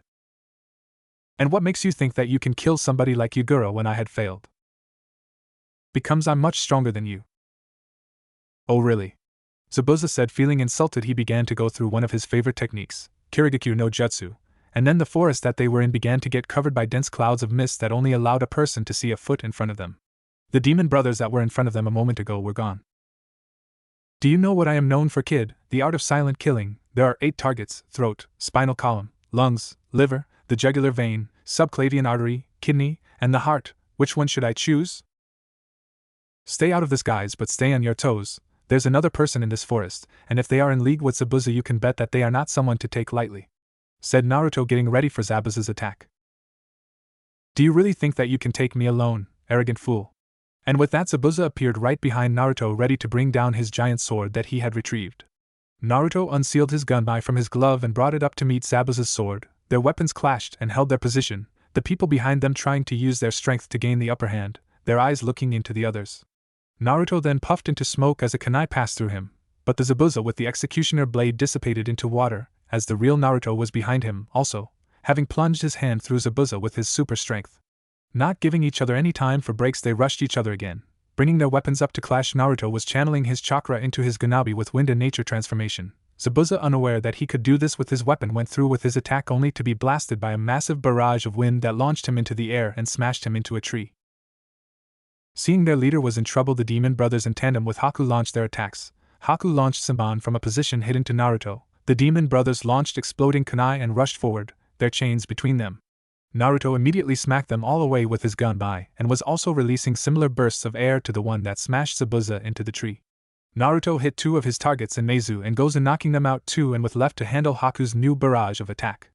Haku chose to sacrifice the cover of Zabuza's technique, and used the water that formed it to use it for her own move. 1,000 flying water needles of death, whispered out Haku, and needles of water began to form out of thin air, the mist dissipating. The needles began to target Naruto, but his defense was impressive. As soon as they began to fight at him, he let out a Shinra Tensei, destroying all of the needles, and brought in Haku with a Bansho Tenin. Surprised at what was happening, Haku was not prepared to let himself die and failed to protect the only person that ever found him useful, who viewed him as his tool. Haku broke out of the pulling technique by using a kawarmi with a piece of wood that was on the floor and began to put together his ultimate move that should end the boy, Ice Release, Ice Dome. A dome of ice began to form around Naruto, and Haku disappeared into an ice mirror that put him into another mirror inside the dome. Haku decided that she was going to kill the kid now, and expressed her sympathies. "I'm sorry, young shinobi, you would have made a great tool for your village, but my purpose is to fight for Zabuza, and now you must die." With speeds that matched Naruto's, Haku threw out several Senbon needles that Naruto deflected with the sword of his gunbai. Knowing that distant attacks wouldn't do the job, he began to contemplate how he would get in close. Haku decided this was going to be his last move, or he would fail anyway. Haku placed an explosive tag on the one kunai that he ever carried and threw it at Naruto, which Naruto blew up with his Shinra Tensei, but what he didn't realize was that it was a distraction. Haku used it to travel to a different mirror and flew out to get the boy from behind. Ready to pierce his liver from behind, Haku aimed her Senbon laced with poison, ready to take the plunge, and thrust it. What happened next he did not expect. Haku passed right through Naruto and stabbed the Senbon into the ground with Naruto now behind him. Naruto, deciding that it was best to keep Haku alive so that he could revive the Yuki clan and give Kirigakure ice bloodline users, he grabbed Haku by the neck, sucking out his chakra so he wouldn't try anything, and looked him deep in the eyes. "I know who you are, Haku.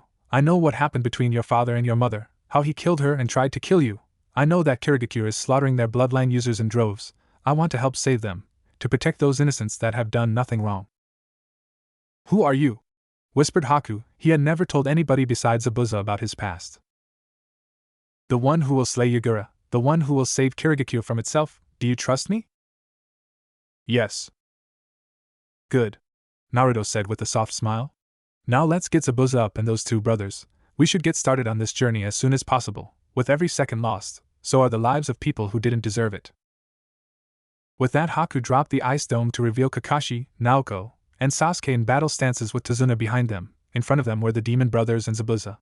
They were ready to clash, but Haku stopped them from going any further before any side did something that would be unforgivable. "Wait, Master Zabuza, listen to this child. He has an offer that you will want to hear." Zabuza looked toward Haku with a raised imaginary eyebrow, wondering what happened in the dome to make Haku stand by that kid's side and give him a chance. He put down his sword and walked over toward the kid, giving him a critical look up and down. "Let's go to my place and talk." Team 7 regrouped and followed the already leaving Kiri ninja. "What happened in there, Naruto?" asked Kakashi, wondering why they were following Kiri ninja that just tried to kill them. "I got us a chance to talk. We are gonna see if Zabuza really is loyal to his village or not. Either way, the original mission is still on the table. We won't let him kill Tazuna, but we'll see if he will get us in with the Kiri rebellion." "I told you I'm not letting you go, Naruto. And I told you you can't stop me." "Naruto, we should listen to Kakashi-sensei. Just imagine what Mom will do to us if she finds out we went into a war zone to kill a Kage. I mean, come on, she'll destroy us," warned Naoko sternly. "But imagine how cool it would look on our records, to have the assassination of an insane Mizukage, the container of a tailed beast on there," said Sasuke with a smirk. "Hurry up, you're lagging at runts," shouted out Zabuza to the leaf ninja that were falling behind. Team 7 picked up the pace, dragging along Tazuna. They got into a clearing and reached a house that was covered in all kinds of camouflage, trees, brush, branches, and stones. When they entered, it looked completely different and homelike. Zabuza sat on the couch along with Haku while the demon brothers went somewhere deeper into the house. "So, tell me what you want, brat, and why are you so submissive to the kid Kakashi?" said Zabuza. Kakashi, who was reading his porn, kept reading for 5 seconds and then popped his head up and said, "Did you say something?" This earned a tick mark on Zabuza's head. "Enough, let's discuss what we are here for. First off," Naruto looked toward Tazuna, who was drinking in a corner looking around the house. "We are here to protect Tazuna until he finishes the bridge that will connect the Land of Waves to the mainland. You are on orders from a rich lunatic to kill him named Gatou. I'm telling you right now that he is going to betray you and ambush you when we have roughed each other up, after you would have failed to kill us. So our team is going to make the first move and kill him and his thugs and return the wealth that he sucked from this place to the people. Next, Kirigakure wants an alliance with Kirigakure, a stable Kirigakure, so we are headed on an unsanctioned mission, for now, to get to Kiri, meet up with the rebels, and kill Yagura. From there, Konoha will aid in the recuperation to get it back to its full strength." "And why would Konoha want an alliance with Kiri? What is their agenda?" "As I said, global peace." "So why do you need us? We are rogue ninja."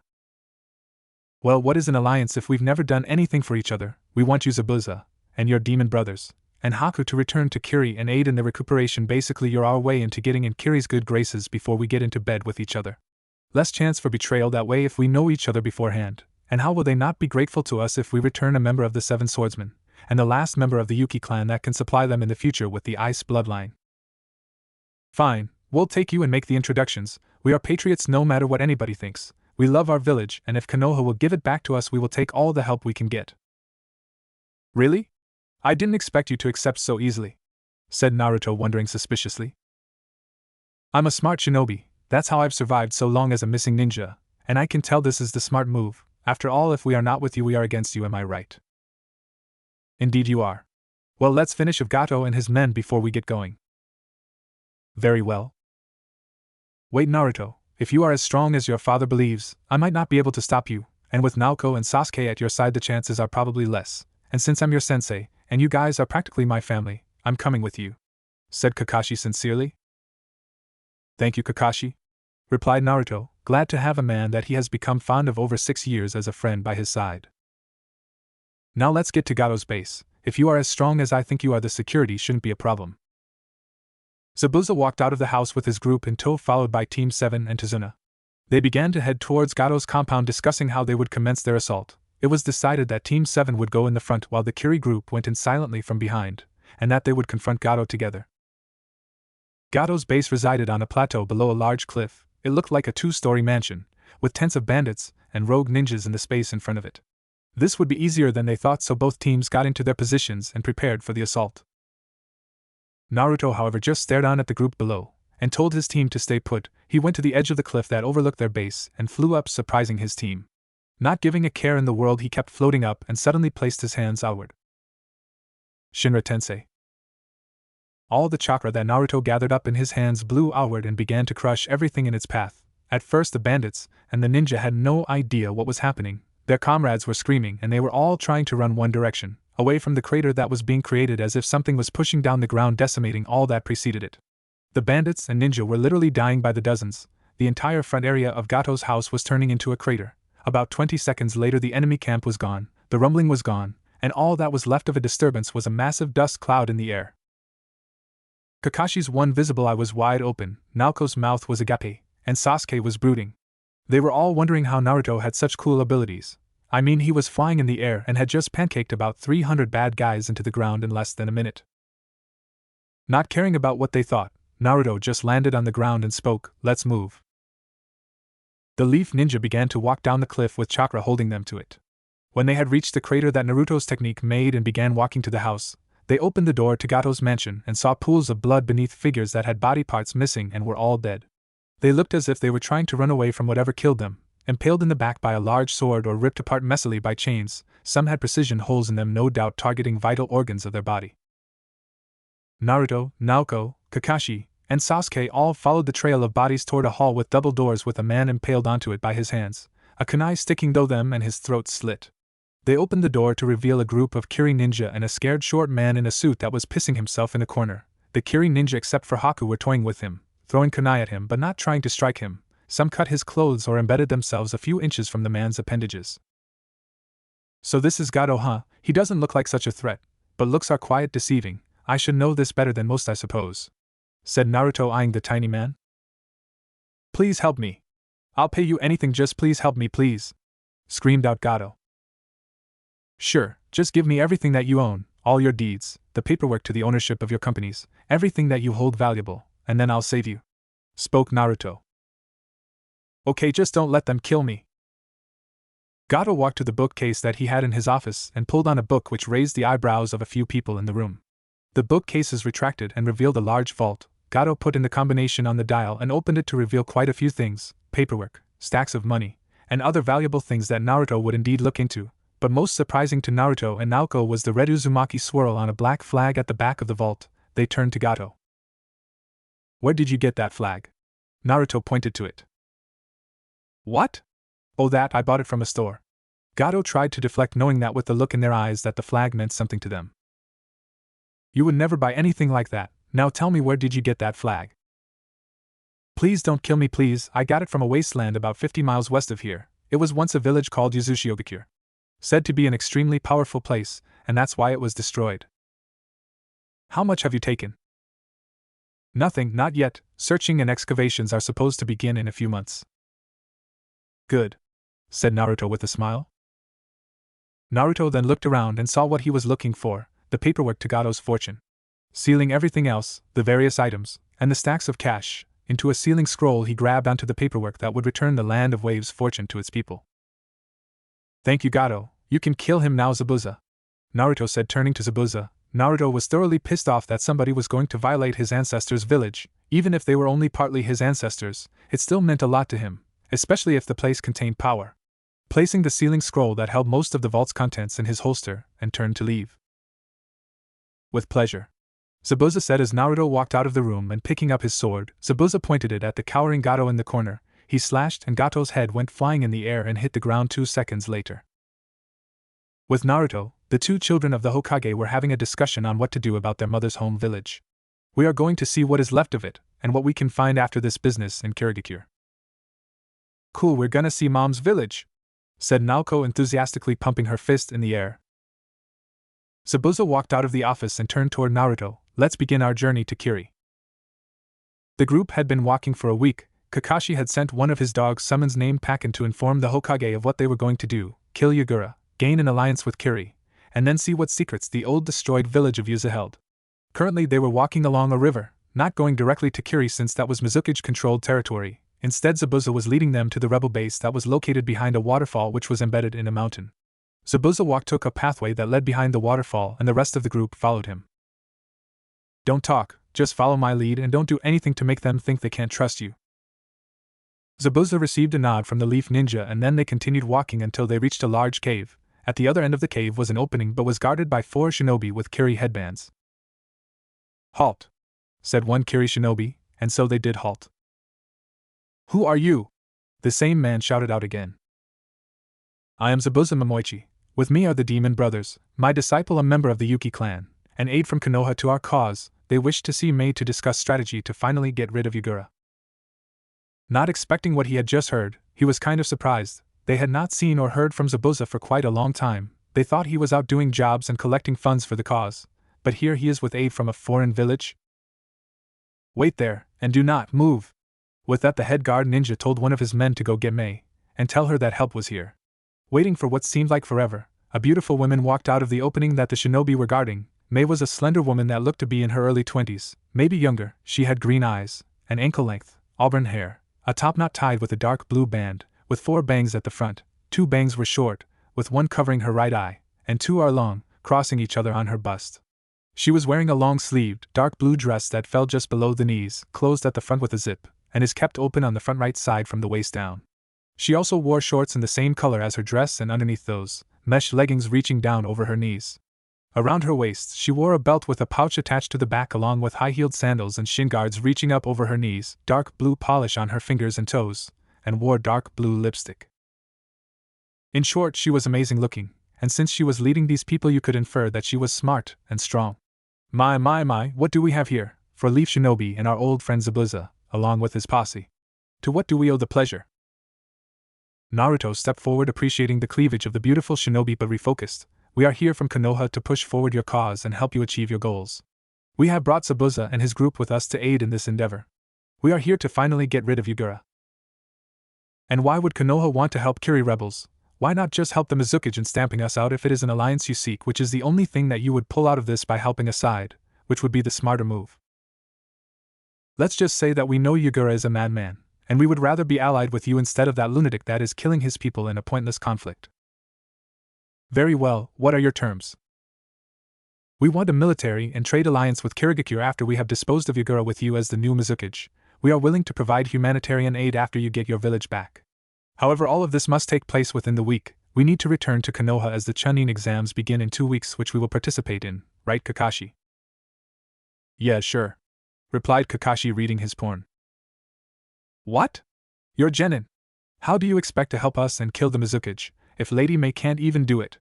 And she is stronger than your best man Kakashi. Tell me at least that a battalion of Umbu or the Hokage himself is coming to help us. Spoke a middle-aged man with blue hair which is moused up. His left eye was blue, and his right eye was covered by an eye patch. He wore a talisman in each ear with the kanji for to hear. He also wore the standard striped, gray suit, with a green haori that had white trimmings that stop halfway down, over them. You would do well to keep your mouth shut, before I rip that Byakugan that you took from one of my fallen comrades out of your eye. Naruto activated his own dojutsu and looked at the man with the eye patch. He elevated the killing intent in the room. Please forgive my bodyguard Ao, but he is right. Not to tarnish the abilities of Kakashi, he is indeed a renowned and feared shinobi, but I believe I am stronger than him, and the Mizukage is much stronger than me. The only time he has ever fought me he was holding back, he had not even used the power of his tailed beast. Replied Mei, worried for the future of her people. Do not worry, I am much stronger than Kakashi, earning a snort from the said shinobi, and I can take down the Mizukage on my own, but I will not take back your village for you. You must do this on your own. I'm just here to help. Naruto said, getting tired of the fact that people didn't believe in his power because of his age. He would need to do something to remedy that. Sorry kid, but we aren't gonna take your word on this. You look like a big brat, and we are not going to put all of our resources into one large-scale offensive, which is what you're suggesting if you want to get this done in 1 week. Countered Ao. Do you require a demonstration, Mr. Bodyguard? Would you like me to beat you into the ground? Goaded Naruto with a raised eyebrow. As if you could. Ao shot back, getting into a battle stance. Ao lunged at Naruto while activating his Byakugan and swept his leg in the air, trying to kick him in the head, but Naruto ducked and grabbed Ao's legs from behind and smashed him into the ground, creating a crater. Ao was quite injured but dragged himself out of the crater and jumped away from Naruto. Naruto used his incredible speed to appear right behind Ao and kicked at the back of his knee, bringing Ao to kneel, punched him in the back with his super strength, sending him across the large cavern. Ao was knocked out. Turning to Mei, he said, I haven't even shown you a fraction of my power. Now this is a one-time deal. We do this within the week, or we leave. You know, kid, you're quite handsome for your age. I like a man who's commanding and knows what he wants, she said with a sexy smile and a wink. Fine, come with me to our war room and we'll tell you what our resources are, and you can help us plan this offensive. Mei was leading Naruto and the Konoha shinobi down a maze of hallways, coming across many shinobi from Kiri that were loyal to the cause of the rebels and didn't want to see any more of their countrymen be needlessly killed because their leader had lost his mind. Some of them were heavily injured though, but they looked like a dedicated group of shinobi and were not deterred. However, they would need a very good plan to get them past the week. When they reached the command center of their operation, Naruto was, needless to say, surprised. The room was massive and filled with dozens of Kiri ninja, all centered around maps, calling out strategies and giving progress reports on supplies they had secured, revenue they had brought in, or sabotage missions they had completed. The rebels looked organized and Naruto was feeling more optimistic about the future of Kirigakure. Now he needed to see what he was working with to come up with a strategy to get this done. In the Akatsuki, he was the brains of the organization along with Madara and Obito, and they had gone pretty far with only a little less than a dozen powerful shinobi to bring the world to its knees. Okay, what are we working with? How many men do you have? Asked Naruto, getting ready to set his mind to work, hoping that the situation was better than he expected. Currently we have 400 shinobi strong, but injured and recuperating at least 200, but they can't fight yet, and we don't have very capable medic ninja to fully heal them. We also now have 2 of the 7 swordsmen of the mist, along with extremely proficient water release users. We have most of the hunter ninja division loyal to us, and we have me. I can use lava release and boil release, good for taking out large groups, but I can also handle myself in single combat. Alright, luckily I'm a somewhat advanced medic. I also have advanced jutsu, so I'll try and get to heal as many of your ninja as I can. If I can get them all, we'll have roughly 600 shinobi on our side, yes? How many are against us, as in allied with the Mizukage? At most 2,000, but many of them are just afraid of Yagura's power. If we slay him, most will flock to our side. And the rest, hopefully afraid of being outnumbered, will cease fighting as well. Said Mei, knowing how fearsome Yagura's full power was. It took extreme courage or no other choices to go against him. Tell me about the terrain defenses? Naruto now knew what he had to work with. Now he wanted to know what he was going to be up against. He could probably blow his way past any walls or get across vast rivers, but he wanted to fight Yagura off his own turf. Well, the village is surrounded by mountains from several different sides. Large amounts of vegetation cover the structures of our village, and as the name suggests, the mist hides it very well except when you're inside the village where things clear up. It lies on a large plateau with river intersections here, here, and here. Mei said, pointing out several different icons on the large map on the table. On it was an outline of Kirigakure and the countryside. In the center of the village is where the Mizukage resides. He rarely leaves this building, so I don't know how we are going to get to him without having to push through half the village, and all the shinobi that are going to be blocking our way. Simple, we lure him out of his hiding hole. Said Naruto with something already in mind. He knew whose control Yagura was under. He knew what that man wanted. And how do you expect to do that? Asked Mei, confused. He wants you dead. Believe me, you are quite a nuisance to his plans, so if he knows where you are, he's going to put everything he has into wiping you from the face of the earth. He may or may not come himself, so let's make it irresistible for him to show his face. Said Naruto, wondering if using his sister as bait was immoral. And how do we plan on doing that? Wondered Mei, what Yagura wanted besides her own death. Well, we show him you, and we will show him something else that he wants, something that he needs in fact, and will not pass up the opportunity to get so easily. Explained Naruto, making up his mind. And what would that be? The Jinchuriki for the 9-tailed fox demon. What? You hold the 9 tails within you? Asked Mei, extremely surprised. No, my sister does. She holds the fox and Yagura knows this. Naruto explained, not wanting to give too much away. How does Yagura know that? Because Yagura isn't really Yagura, at least the one that you think he is. His mind is being controlled by somebody. He is the one that is behind the bloodline genocide. Again, Naruto tried to hide as many facts as he could. How do you know this? I wasn't informed of this until a few months ago by my bodyguard Ao, and he only knows that because he sensed it with a Byakugan. Whoever is doing this to him must be extremely strong to put someone as powerful as Yagura under his genjutsu. Do you know who he is? Mei was getting very suspicious of how Naruto knew as much as he did. No. Naruto lied. He couldn't have people find out about the Akatsuki controlling the Mizukage so early. Wait, after all of this I know so little about you. How are you so skilled, enough to beat my most experienced and skilled bodyguard, and you know medical jutsu, and something that beyond me so few people know, like the fact that Yagura is being controlled? Who are you? I'm the son of the Yondaime Hokage and the Red Death. Currently one of the most powerful shinobi of my village, but I still only hold the rank of genin. Naruto said with a smile. You are the son of the Yondaime? Surprised by this answer, she had heard this boy had killed 13 Kumo jonin at the age of 6. Indeed I am. Why are you here? I would suspect someone of your stature to be under lock and key, protected by an umbu at all times. Mei responded, surprised that he was in a war zone. Let's just say I'm that strong.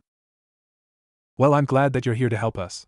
Mei said. She was getting more and more attracted to Naruto as she learned what he was made of. He was strong, but from what she could tell he didn't want to be known as the son of the Yondaime and piggyback on his father's fame or his mother's. Naruto wanted to get back to the offensive, so he quickly told her what he wanted to do. He was going to have one of their shinobi go to Yagura and pretend to beg for mercy. To convince him further, he would tell Yagura where the entire rebellion was stationed, a location that they would ambush. To make sure that Yagura came, the shinobi would explain that he overheard that the son of the Yondaime and his daughter, the container of the 9 tails, along with the revered Hatake Kakashi and the last Uchiha, was with them. Hopefully this would be enough to make Yagura come himself. Well, it sounds kind of simple actually, this plan of yours. I'll get a shinobi I trust on it immediately. I just hope that it works. Yeah, me too. Naruto, along with the rest of Team 7 and Mei, most of the Kiri resistance was behind a peak overlooking the field below them. This was where the battle would go down, large enough for them to go wild and be comfortable in the space provided. Naruto beforehand had gone to all the shinobi that were injured and healed them with the medical jutsus that he had learned from Tsunade's scroll, bringing the full battle strength that they could muster. Now Naruto was on par with Tsunade and getting to the point where he could heal himself or others without hand seals and more efficiently than anyone else could. Naruto was now garbed in the battle armor that he loved. It was the traditional armor that he wore in the 4th Shinobi War, what he had fought with so many times before, similar to Madara's own set of armor. Well, Mei, shall we go kill him? Naruto suggested jokingly. This was what they had been planning for meticulously for a few days now, and here it was time to execute their plan, Naruto and Mei against the Three Tails container Yagura. Let's. Mei and Naruto jumped down to come face to face with Yagura leading a mass-sized swarm of Kiri shinobi under his command. Yagura was a small person. He had a head of messy, light gray hair, pink pupilless eyes and what seems to be a stitch-like scar running from under his left eye, all the way down his cheek. On his back he carried a staff-like pole weapon with uneven-sized hooks with a green flower on the larger end. Even if his appearance looked less than menacing, his power was immense. Shall we dance Mizukage, Yagura? What did you just say? Responded Yagura, thinking that he only ever heard one other person refer to fighting as dancing. You know what I said. Naruto responded with a wink, and then he rushed forward throwing out shuriken to meet the small man. Mei stood her ground while Naruto was distracting the Mizukage and began to form a water dragon, hopefully finishing this fight fast before he unleashed everything he could on them. Yagura pulled out his staff and swung it horizontally at the shuriken flying towards him and deflected them all. Yagura then slashed it at Naruto and turned it around vertically for another slash, but Naruto dodged both strikes. Naruto unsealed his gunbai and tried to smack Yagura with it, but he jumped back and grabbed the edge of it with his hand and pulled it towards him. Naruto, realizing this was a perfect opportunity to impale him with his fist, began to charge his fist with chakra and punched forward, sending Yagura flying backwards, landing at the foot of the Kiri swarm. Yagura jumped upwards and seeing the water dragon of Mei's, he began to create his own water dragon, shooting it at Mei's, which was on its way toward him. The explosion sent a massive shockwave in all directions and Naruto turned intangible to not be affected. Mei and Yagura, however, were vaulted backwards. Naruto took this chance to rush Yagura and came down on him with his gunbai. He extended the hidden blade in the gunbai and thrust it downward, stabbing into nothing but a water clone. Surprised Naruto didn't expect to be blindsided by a kick to the face that launched him so hard that where he landed became a crater. Mei went to aid him, making hand signs, and launched a massive flow of lava at Yagura, which he countered with powerful wave of water, blasting together to make steam, but not all of it was countered. Some of the lava still landed on Yagura, making him scream out in agony. Now that he was hurting, the Mizukage began to go into his tailed state. A red chakra cloaking started emanating from his body. He let out a massive roar, and the thousands of shinobi that were looking at their battle began to take a few steps back. Naruto knew the games were over and rushed to Mei's side and summoned his Susanoo, which saved them from the first rush attack of Yagura's, but still pushed them back from the amount of force behind the attack. Naruto had his Susanoo pull out his sword and slash at Yagura, but it hit the ground, creating a shockwave and crater, but Yagura was nowhere in sight. Hearing a roar from above, they looked up to see a red blur falling from the sky and a black dot in its mouth. Naruto knew this was the tailed beast bomb and grabbed Mei, turning both of them intangible, making his Susanoo drop. Yagura was waiting for the explosion to diminish and see a bloody mess, but instead he saw two figures still standing there, Mei and Naruto. Dashing before Naruto could put up his Susanoo again, Yagura rushed. To avoid it, Naruto and Mei separated. Going for the weakest link, Yagura jumped after Mei, who attacked with a corrosive mist that engulfed Yagura but was not having an effect on the pure chakra skin that Yagura was engulfed in. Mei had no defense and jumped back with Yagura following out of the acidic mist. Trying to draw Yagura's attention from Mei, Naruto ran and smashed down Yagura with a fist just in time to let Mei keep retreating. Naruto kept throwing a barrage of fists at Yagura, each one pounding him further into the ground until Yagura snapped out of the beating that he was being given and surged his chakra to blow Naruto off of him. His anger increasing, he jumped at Naruto, grabbing him by his shoulders and smashed him down, a tailed beast ball forming in his mouth. Naruto used a Shinra Tensei to blow Yagura away from him and turned intangible to stop the beast ball that he disrupted from exploding in his face. It hit Yagura, however, but in his state was only moderately affected. Mei took this chance to spray lava at him from behind, but he spun around, evaded, and rushed after her, not looking to fail this time, and shot out a long arm at the beautiful woman, which hit her, sending Mei tumbling backwards. Naruto, who was trying to think of a way to finish off Yagura, finally decided what he was going to do, but it would require a lot of luck and hopefully a good day for an old acquaintance of his. To use this plan, Naruto would need to weaken Yagura a bit, however. Deciding to put a massive attack into action, Naruto flew through hand seals and a small black orb was created in the middle of his hands that were forming a triangular shape. Naruto threw that small ball up and a large gravitational pull was dragging Yagura and the earth surrounding them towards the small ball now growing in size. For a few seconds the growing ball was gaining a larger gravitational pull that Yagura was struggling against, and he finally succumbed to, being dragged through the sky towards the ball and smashed into it. Mei, regaining her bearings, rejoined Naruto, who was concentrating on keeping the forming mass together. Yagura was not about to go down, and went full beast mode. A turtle-like creature with a spiky shell erupted from the mass above the earth and launched itself at the pair. Mei was about to jump but didn't when Naruto blew it away with another Shinra Tensei and dashed after it, putting one-handed seals into play and blew a wall of fire at the beast, pushing it further back. Naruto kept pushing forward with his fire attack when the beast flipped over onto its feet and launched chakra-infused balls of water that collided with the fire, creating a steam that Naruto couldn't see through, and quicker than he could have thought possible for such a big creature it dashed past him, one of its horns on its way to impaling Mei, who didn't have enough time to react. Naruto had to save her. Without her things could change too much, to the point this whole plan was more harmful than helpful. Naruto moved to her as fast as he could but couldn't make it without taking her place, so he collided with her and pushed her out of the way. The horn meant for Mei impaled him instead. It had gone through his armor and smashed him into the floor. As a last resort, Naruto used on of his ocular jutsu and summoned his Susanoo, pushing the tail beast off of him. Naruto now had a beaten appearance, a hole in his chest, his armor shattered and shirt ripped, revealing some muscle, blood dripping from his mouth. Naruto hoped this would not kill the beast but put him down for a while. His Susanoo grew 2 more arms, bringing the total to 4, and put them into 2 hand signs. Closing his eyes, Naruto concentrated while the others who were watching this giant battle saw a meteorite penetrate the sky and fall towards Yagura. To not get himself killed in the process, or Mei, he grabbed onto her and teleported both of them to his personal dimension, where he kept a lot of things. His dimension wasn't just a void with random rectangular shapes. Instead, it was a large playing field for him to train in with a large house in the middle. This house held many things. But back to the fight. Naruto waited for a couple of seconds before he took them both back to the battlefield. Where there was once a large field, now was a massive crater where a near-death Yagura was gasping for air. Now, going to complete his plan, Naruto began a jutsu that he had seen his grandfather use years earlier and summoned the Shinigami.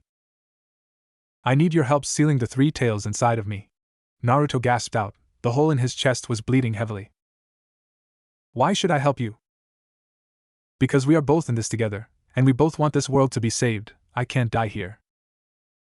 The Shinigami, knowing that the child was right, decided to do this and grabbed onto the almost dead Yagura and an almost dead Naruto. Both of his hands went through their chests, but the Shinigami was transporting the 3 tails into Naruto, sealing it within him, hoping that combined with Naruto's own healing abilities it would heal him, or it would all have been a waste. Yagura, on the other hand, was dead. Taking such a heavy attack and having his biju ripped out of him, he couldn't take any more and died. Naruto was exhausted too. He must have been more affected by the wound in his chest than he thought, and fell to his knees and then face planted on the floor. Around Naruto's beaten body rushed his sister Naoko and his friend Sasuke, their teacher Kakashi, and Mei, along with the shinobi loyal to her or now loyal to her with the death of Yagura. "Will he be alright?" asked Naoko worriedly. Her father looked to be in bad shape. "I think so. You've seen him take worse. Remember that one time Sasuke accidentally put a Chidori in his chest?" And at that Sasuke frowned. At that point he was so scared of losing his one friend, he was afraid that their family would hate him and he would be isolated for killing the son of the Hokage. Fortunately, with some healing powers that somehow allowed Naruto to grow back a lung, he did not die and Naruto forgave Sasuke a while after he woke up. But now he had a giant hole in his chest put there by a tailed beast's horn. None of them knew what he was capable of and were wondering if he had a limit, because the powers that he showed during the battle were godlike. He had summoned a meteorite from the heavens, summoned an ultimate defense, taken down Yagura the Mizukage and container of a tailed beast. Perhaps this was as far as he could go.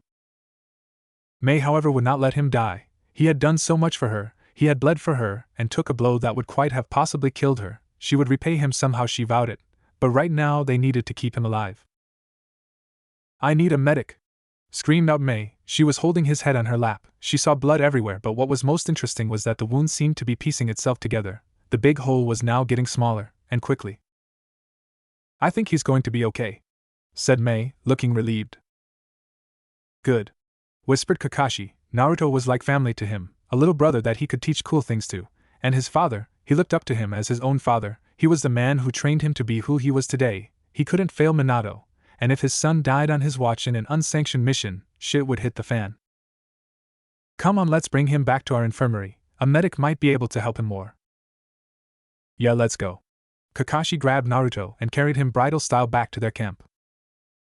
Before Mei left, however, she moved to address all the shinobi that were present. Shinobi of Kirigakure, we have been plagued by a pointless war, instigated by our once beloved Mizukichi, but I am here to tell you that Yagura was not Yagura anymore. The one we looked to for protection has been dead. The fractured mind of his former self resided within. Now we are free from his tyranny. I beg you, join me, join us, and help us rebuild Kirigakure to the glory that we once held, where we were respected as one of the strongest 5 elemental villages. Let me lead you to our future, and never look back on this dark chapter of our history. That simple speech was met with thunderous applause from all the Kiri shinobi. Mei stood above them as they all cheered her on. Kneel before our Mizukichi! Shouted out one shinobi, and he kneeled. The rest soon followed. Rise, my loyal shinobi, it is time to embrace our future! Mei shouted out, and they headed back to their home, to Kirigakure. Kakashi, however, was on the way to the rebellion base getting treatment for Naruto. He was almost healed but had not yet woken up. His body repairing itself like that was taking quite a toll. But it seemed that his life was out of danger for the time being. Kakashi, now not worried about his charge, told Sasuke and Naoko to stay with him. He needed to speak with Mei, that she needed to come to Konoha to get the Hokage and the council to formally agree to their alliance. Kakashi found her at the gates of Kirigakure staring on out at her home. Lady Mei, we need to get going back to Konoha. Naruto seems to be healing, but he still hasn't woken up, so we are taking him back just as a precaution. I would also like you to come back as well, as the newly appointed Mizukichi. Negotiations over this alliance should begin with you. Since Naruto is a shinobi of Konoha and the son of the Hokage, our council will have no choice but to meet with you to discuss whether our village will come to an alliance with yours. Kakashi explained. Very well, let's get going, replied Mei, happy that her village had a brighter future ahead of it, and hopefully this alliance will be a step in that direction. The civilian council and the shinobi council were gathered together on 2 sides of the large council chambers. At the head of the chamber was the 4th Hokage Minato Namikaze. Sitting in the center of the chamber was the new Mizukichi of Kirigakure, Mei Terumi. In the report from my student Kakashi, my son offered a trade and military alliance with Kirigakure. He defeated the former Mizukichi Yagura, a container for a biju, with you fighting alongside him. Now I am inclined to accept this offer with you. One can never have too many alliances, but I ask of you, what do you want from us? Making sure Mei had good intentions. Just what you expect from us in return. If a village were ever to attack us, you would come to our aid, and in turn, if a village ever attacked you, we would fight by your side. We also request trade routes be opened up between our 2 villages, as we are very diverse in terrain and culture. Exchange of goods could be a good way to increase both of our economies. Mei was hoping to get more aid and benefits later on. I can't help but agree. Minato was sure she wanted more, but he would hold his tongue. Many of the shinobi also agreed, as well as the civilian council. However, the war hawk Danzo Shimura would not have it. How do we know that you will not betray us? Even if that was not a factor, your village just had a civil war, you are weak, and it would be too long before you could provide the same military strength that we have at our disposal. I do not advise we take this alliance, Minato. Well, unfortunately, Danzo, I and most of the rest of the council agree. Of course, the Warhawk would not keep quiet. We do not, however. Stated Hamaru and Koharu, we agree with Danzo. This alliance seems to be rushed into. We do not have a bond of trust, and there are no benefits for us allying with them after the chaos that their village is in. With all due respect, elder council members, our village is not in chaos but is united. I promise this council that Kirigakure will not need Konoha to carry it upon its shoulders. We can handle ourselves for now until you are willing to provide us with aid when we can provide the same. Very well, Mizukichi, but we still do not know if we can trust you. We must cement our alliance beyond simple agreements, warned Hamaru. They had learned that words on a piece of paper were not the best ways to keep agreements upheld. And how do you suggest we cement our alliance?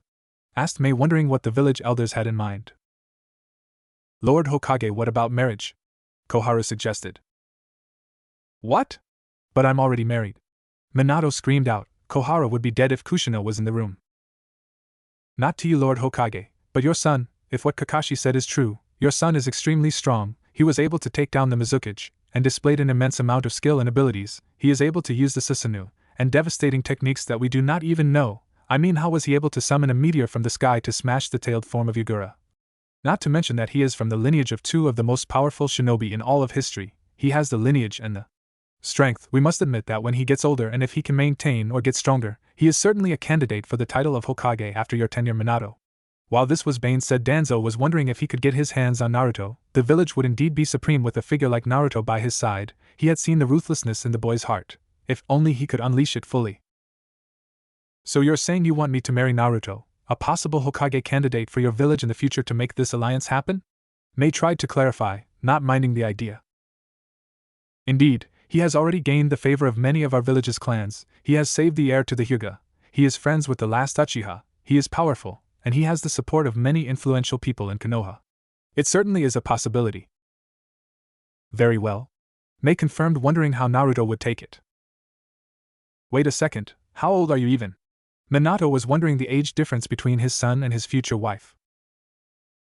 I'm 21. Mei said, getting angry. She hated when people brought up her age. You're 9 years older than him. Minato was now thinking this was a bad idea. I know. Mei said, getting angrier and angrier with each comment. So he is your future husband, congratulations. Hamaru stated, wanting to get this over with. I hear he is participating in the Chunin exams this year? Mei asked, hoping to be there to cheer Naruto on. Indeed he is. Speaking of that, we need to train him to show off his skills and display him to the rest of the villages and daimyos. Koharu wanted to show off the boys' skills and the superiority of their village. May I come see him? Mei asked. Maybe Kirigakure could also participate in the exams. Of course, Minato said. Besides, he is going to need multiple brides when he becomes part of the Clan Restoration Act, along with Sasuke to revive the Uzumaki, Senju, and the Uchiha. Koharu said, giving a stern look towards Minato, who just glanced away. Minato was wondering how he was going to tell his son that he needed to build 2 clans and take multiple wives. Very well, this meeting is adjourned. I am looking forward to the fruits of our alliance, Mizukage Mei Terumi. Minato began to walk toward Mei with a smile. As am I, Hokage Minato Namikaze. Mei walked toward the Hokage with a smile too. And with that, the 2 Kages walking toward each other shook hands, finalizing that they were now partners in war and in peace. Naruto was walking out of the hospital. He had awoken a few hours ago after having a long talk with the 3 Tails. That giant turtle had berated him and insulted him, but Naruto told him who was boss, and that he would reunite him with his brethren with his help, that he would save the world, and he was the one that the Sage of the 6 Paths foretold of. After that statement, the Sanbai had a calculating look to his face and decided to help the kid. If what his father said was true, and his father always told the truth, this child would save the world. Naruto was walking down the street when he saw a guy with a black suit on holding up the grandson of the Sandaime, somebody that he was somewhat close to, Konohamaru. Next to him was a pretty girl that couldn't have been more than a few years older than him. Focusing, he decided that they were here for the Chunin exams that would begin in a few days. Not wanting to let them go without a welcome, he went into action. Please let me go, please. Konohamaru was begging this man that was holding him up by the neck. But instead, one of his friends had come to his rescue. Naruto was behind the kid with the black suit and paint on his face, with a kunai to the guy's throat, another to the girl's. He now saw that she was carrying a large war fan, and both of them had a headband with the Sunigakure symbol on it. Put the grandson of the Sandaime down now, said Naruto, emotionless. The command left no room for argument. Kankuro, not wanting to let this guy punk him, didn't let the kid he was holding go. I bet you don't have the guts to. He couldn't finish as the kunai was dug a little deeper enough to draw blood. A rock came from a tree close by, hitting Kankuro on the hand and made him drop Konohamaru. Kankuro looked to where the rock came from and saw a raven-haired boy sitting down on a branch. Why you lil again? He was interrupted by a punch to his stomach coming from Naruto that dropped him to his knees. Come on out, Mr. One-Tail. Naruto sensed the container for Shikaku, Gaara, on the same tree as Sasuke. What Naruto called Gaara surprised Kankuro and Temari. How did he know that Gaara held the one tail? Who are you? Questioned Gaara, also wanting to know what his siblings were thinking. Naruto Uzumaki Namikaze, son of the Yandaime Hokage. I suppose you are the son of the Kazekage, and so these must be your brother and sister, the Sand siblings, I presume. Naruto stated. Indeed they are, Kankuro and Temari. I am Gaara. It is a pleasure to meet you, Naruto. The pleasure is mine, Gaara, but let me warn you, if you let loose that psychotic raccoon you hold within you, I'm going to take it from you and kill you. Sasuke and Konohamaru were wondering what Naruto was talking about. Temari and Kankuro, however, were freaking out on the inside. The son of the Yandaime knew that their brother was a Jinchuriki. Him telling his father that Sand had its tailed beast in Konoha could ruin everything. I presume you are going to be taking part in the Chunin exams then, along with us? Asked Gaara, interested in fighting the kid. Indeed I am, answered Naruto. Well, it's going to be interesting when we meet. I'm sure it will. I'm looking forward to it. Kankuro, Temari, let's go. Gaara turned to leave, his siblings following with him. Wait. Naruto interjected quickly. Yes? Questioned Gaara. Temari, was it? Yes. Would you like to grab some lunch with me? What? Asked Temari, not knowing what to do. She had never been asked on a date before because all the boys in Suna were always too scared of her brother Gaara to even approach her. Not only that, but she was mostly too focused on being a stronger kunoichi for her father and her village to have time to go out on dates or be sociable. But now this foreign shinobi who looked quite attractive, and if intelligence was right and he was the son of the Yondaime, then he was very strong.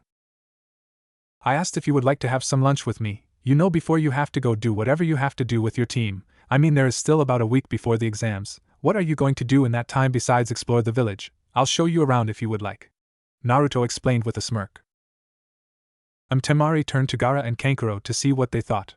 They were here on a mission and they needed to tread carefully. The future of their village rested on the invasion. With the Wind Daimyo cutting their funding again, they needed to display their superiority, and this invasion would do just that. Gaara just gave a nod and began to walk away again, Kankuro following along. I'm sure, let's get going. Temari said, unsure of what was going to happen. Great, I know this amazing place a few blocks from here, said Naruto, eyeing the green-eyed blonde-haired girl which was gathered into 4 ponytails. Temari's outfit consisted of a single light purple-colored, off-the-shoulders garment that extended to halfway down her thighs, with a scarlet sash tied around her waist. Fishnet was worn over her shoulders and legs, specifically on her right calf and her left thigh. She also wore her black forehead protector around her neck. Naruto held out his hand and Temari looked at it, unsure of what to do again. She was bad at doing anything but being a kunoichi, but instead of just standing there she regained her composure and reached out to hold it, not wanting to look like an idiot. She was the Kazekage's daughter, and he was the Hokage's son. Temari needed to keep it together. So tell me about yourself, Temari.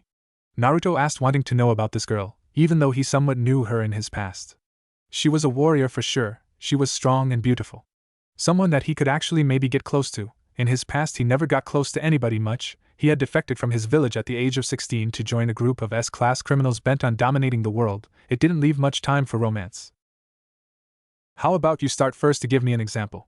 It's courtesy to go first if you ask something of somebody. Temari replied, not sure of what she should say.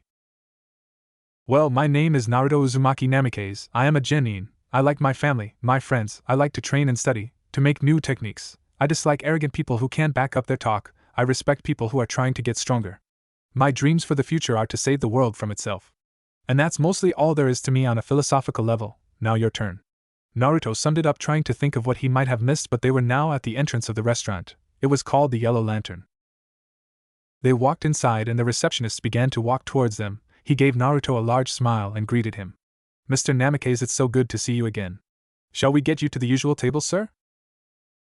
Yes, I would appreciate it, Diluin. And can you tell Hyun to prepare her specialty? I'm trying to impress the beauty here. Naruto said with a smile, wondering how Temari would take the comment. Thank you, Naruto. Temari said, blushing.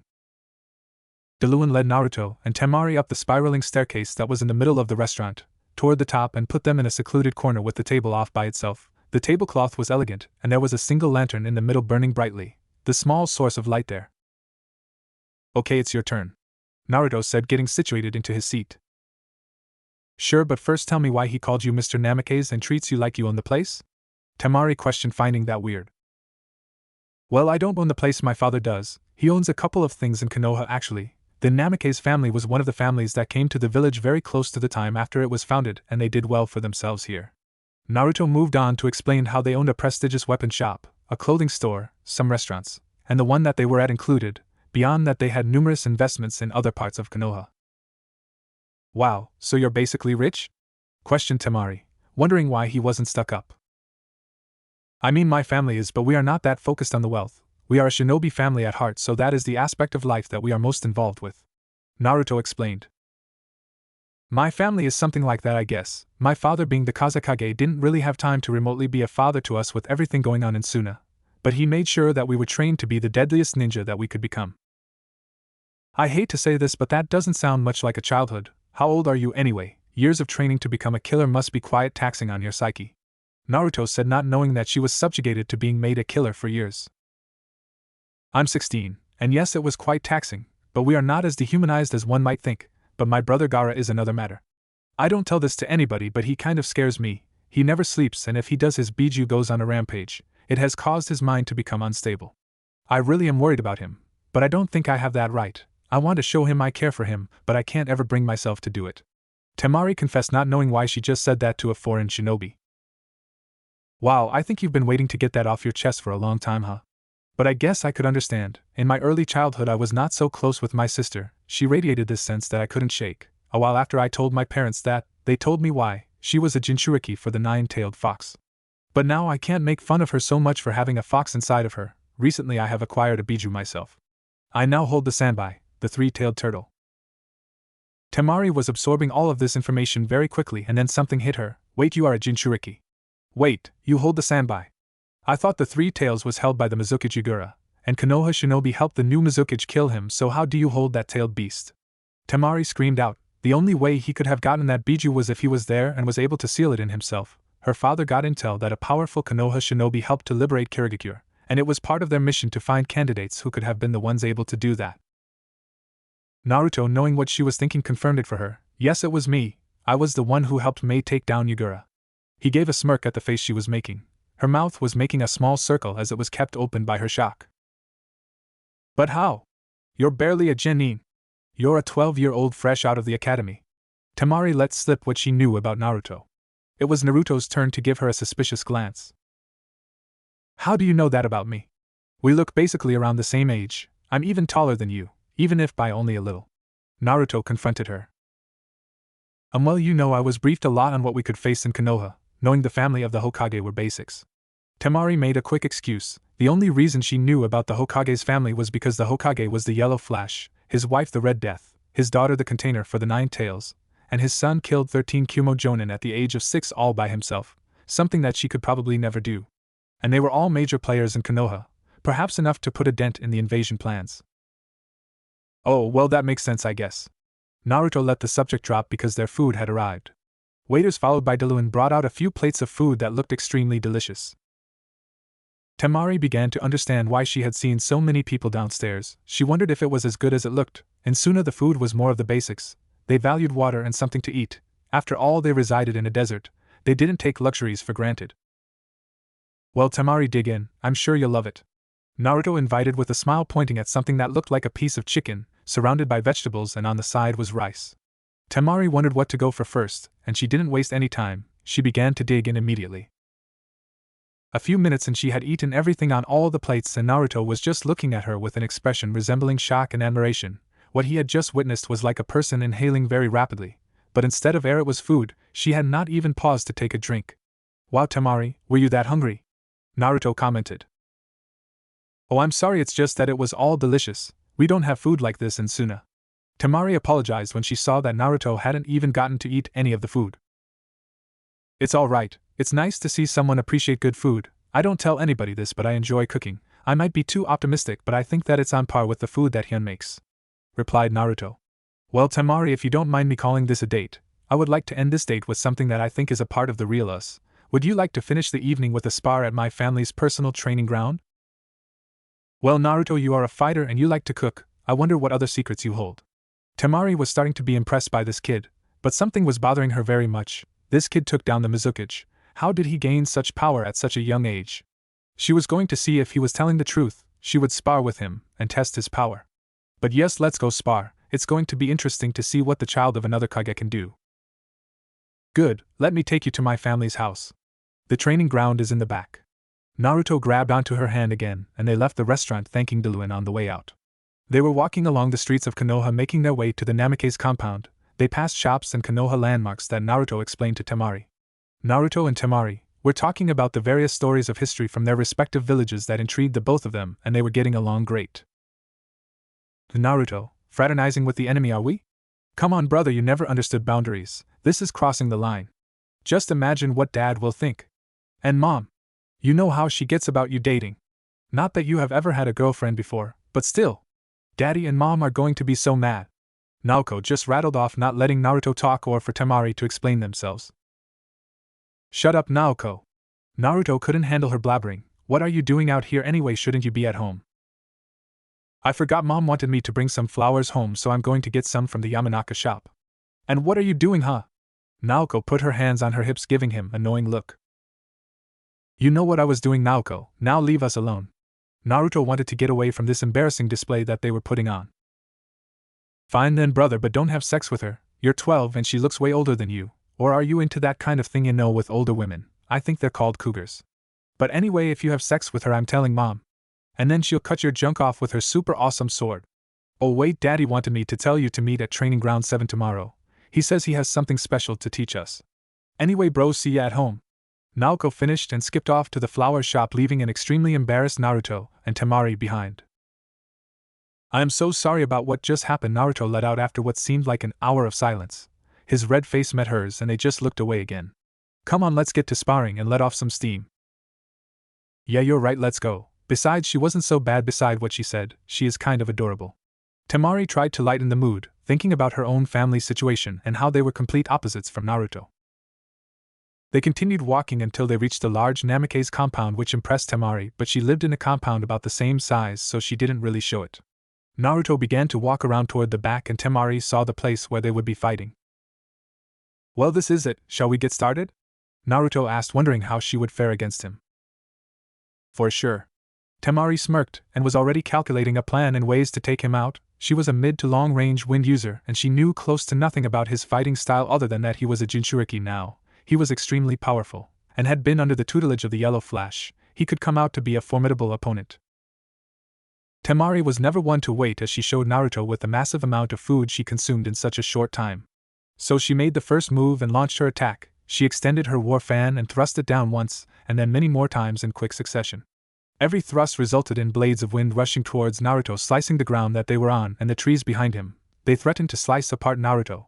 However, every attack passed through Naruto as he stood still, his arms crossed and a smirk on his face. Temari had no idea how Naruto was not affected by her attacks. She was throwing her strongest barrage of attacks, trying to finish him off quickly and maybe slightly impress him, and she expended a generous amount of chakra on those attacks and had nothing to show for it. What the hell, how are you doing that? Temari wanted an explanation, huffing and puffing. And then her analytical mind saw something that she had not noticed before when she was focused on her attack. His eyes looked different. You know, deception is a ninja's best tool. Naruto smirked, and then rushed her at extreme speeds that Temari barely had a chance to react to. Naruto unsealed his gunbai and thrust it downward. It clashed with Temari's fan and Temari's surprised face was below it. Both of them were struggling to push each other and attain dominance, but it didn't happen, mainly because Naruto was holding back his strength and matching it with Temari's to not completely destroy her. They kept pushing until Naruto jumped back and did a similar move that Temari did with her fan. He thrust it horizontally and a blast of wind emanated from it, and hit Temari, sending her tumbling backwards. Turning the tumble into a set of backflips, she regained her footing and commented, "So you use your gun by the same way I use my fan, huh? And you must be an advanced wind style user too if you have the ability to do what I can with a ninja tool made to complement wind." Surprised how she had found a shinobi with a similar fighting style to her own. Sort of, but I am far beyond just using or manipulating wind chakra. In fact, I can use several natures and secret techniques. But it isn't smart to show off everything that I have in my arsenal so carelessly. Anyway, shall we continue? Naruto brought up his gunbai. Yes. Temari, not wanting to be shown up by a kid years younger than her, she rushed toward him and flipped upwards and smashed down her giant fan in closed and locked position vertically on Naruto's head, but she passed right through him. In retaliation, he jumped up to plant his feet on her fan and ran up it to kick her in the face, but she ducked and propelled herself up to latch her arms onto his ankles and brought him down, smashing him on the floor.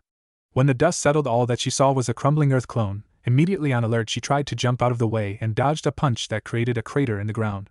Turning to him, Temari saw the testament to his immense strength, and again charged him, swinging her fan diagonally, but he caught it with his hand. In a quick maneuver that would have taken out Naruto if he had not taken earlier precautions, Temari uncharacteristically dropped her fan and pulled out a kunai from her back pouch and slashed it at Naruto's throat, everything happening at Jonin speeds.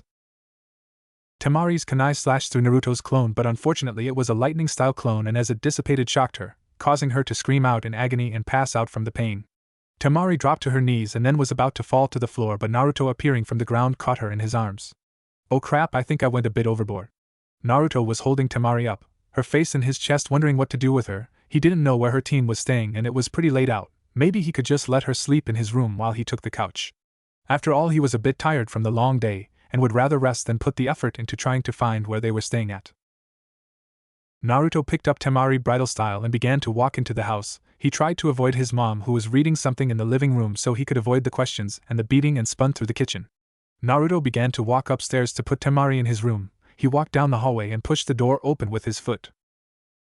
Naruto entered his bedroom to reveal a large area with a king-sized bed covered by silk sheets, several pillows. Next to it was a nightstand littered with books on advanced kenjutsu techniques, Advanced Sealing Arts, Theories for How Space and Time Work.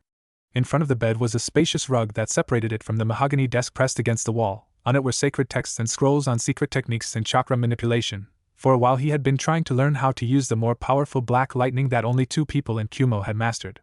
Naruto was also trying to learn how to combine natures to use releases that only bloodline users could use, but he could also access with the powers of his eyes. Under that all was a map of the elemental nations that he had taken various notes on about the people or items that were spread out along various locations. Naruto moved to his bed and set Temari down, tugging off her shinobi sandals that were covering her feet and covered her with his comforter. He placed her giant fan leaning against the wall and looked down on her. She looked beautiful sleeping. Naruto began to walk out of the room and heard his family walking up the stairs. They reached the top and he greeted them. "Hey guys, going to sleep?" "Yeah, and you should too. We have a big day tomorrow. I need to teach you and Naoko a few things in preparation for the Chunin exams. They'll take place in 4 days, so you need to sign the release forms for me," Minato informed his son.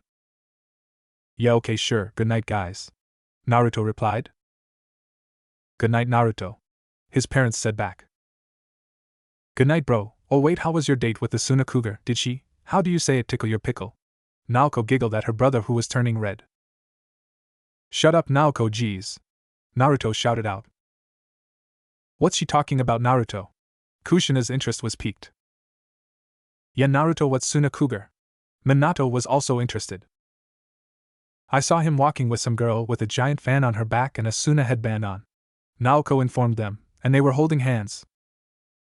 "What?" Kushina exploded. "Mom, please, we just ate dinner at the Lantern," Naruto explained, lifting his hands in surrender. "Wait, a giant fan? Temari no Sabaku? The Kazekage's daughter?" Minato shouted. He hadn't expected Naruto to have a girlfriend, especially a foreign one. He had been waiting for a good time to tell Naruto about his arranged marriage to the Mizukage. Yeah?" Naruto said, still embarrassed. "Well, I want to meet this little tramp. I thought the Kazekage's daughter was 16 and you're 12. Kushina was mad now and would make sure that this girl paid when she met her. Minato had to get his wife off of this subject. It would be an international disaster if the Hokage's wife killed the Kazekage's daughter. "Kushina. They're children, leave them alone now, come on, let's go to sleep, we have a big day tomorrow." Kushina understood. Minato was going to teach their children how to perform the Rasengan and get them started on learning the Flying Thunder God, so she let it go and began walking to their room, muttering a fine on her way. Minato followed, giving his son a wink, and Naoko walked to her room, giving him a wink too. Naruto began to walk downstairs and grabbed a blanket from the closet. He then went to the couch to settle himself for the night. Temari awoke, her face snuggled into a pillow, the comforter wrapped tightly around her, embracing her like a cocoon. Her eyes were fluttering open in a blurry haze. She unwrapped herself to reveal her in her outfit. Her mind was on autopilot, and she smelled something delicious coming from somewhere outside. She droned her way towards that smell and almost fell down a set of stairs that she didn't remember the hotel her and her brothers were staying in had. When she got downstairs, Temari walked closer to the smell and said, "What are you cooking, Kankuro? I didn't know you could cook." Temari was in the kitchen and came face to face with Naruto Uzumaki Namikaze. In only shorts showing off his muscled body, more mature than a 12-year-old should be, he was sipping orange juice and had a spatula in his hand like if he had been cooking. Around him was his family, the Yandame Hokage, the Red Death, and the one that had embarrassed them earlier, his little sister Naoko. And they were all looking at her. "Oh, hi, Temari," Naruto said, looking in between his family, who was just looking at her surprised. Kushina was the first one to be knocked out of her stupor and realized the situation. Then she showed why she was once called the Red Hot Habanero as an academy student, but became the Red Death when she could actually kill people when she lost her temper. "Hold her down, Minato, and if Naruto tries to run, stop him. Let me go grab my sword." With that, she dashed out of the room at Jonin's speed, going to get her sword, leaving a still shocked Minato and Naoko, but they knew what the sword meant. "Run, Naruto, don't stop," Minato said as Kushina sped back and almost decapitated Temari, except that Minato rushed to her first and defended her with a Hiroshin kunai that he always kept around. Naruto grabbed Temari by the hand and rushed out of the house, dragging her along. "Minato, what are you doing? She's getting away," Kushina said angrily, bloodthirst in her eyes for the girl that took her baby's innocence, and her stupid son who was a horny little bastard. "I'm sorry about that, Temari. My mom is a bit overprotective of us." Naruto apologized that his mom almost decapitated her. "It's no problem, I think I can understand. Anyway, what happened last night? Why did I wake up in your bed?"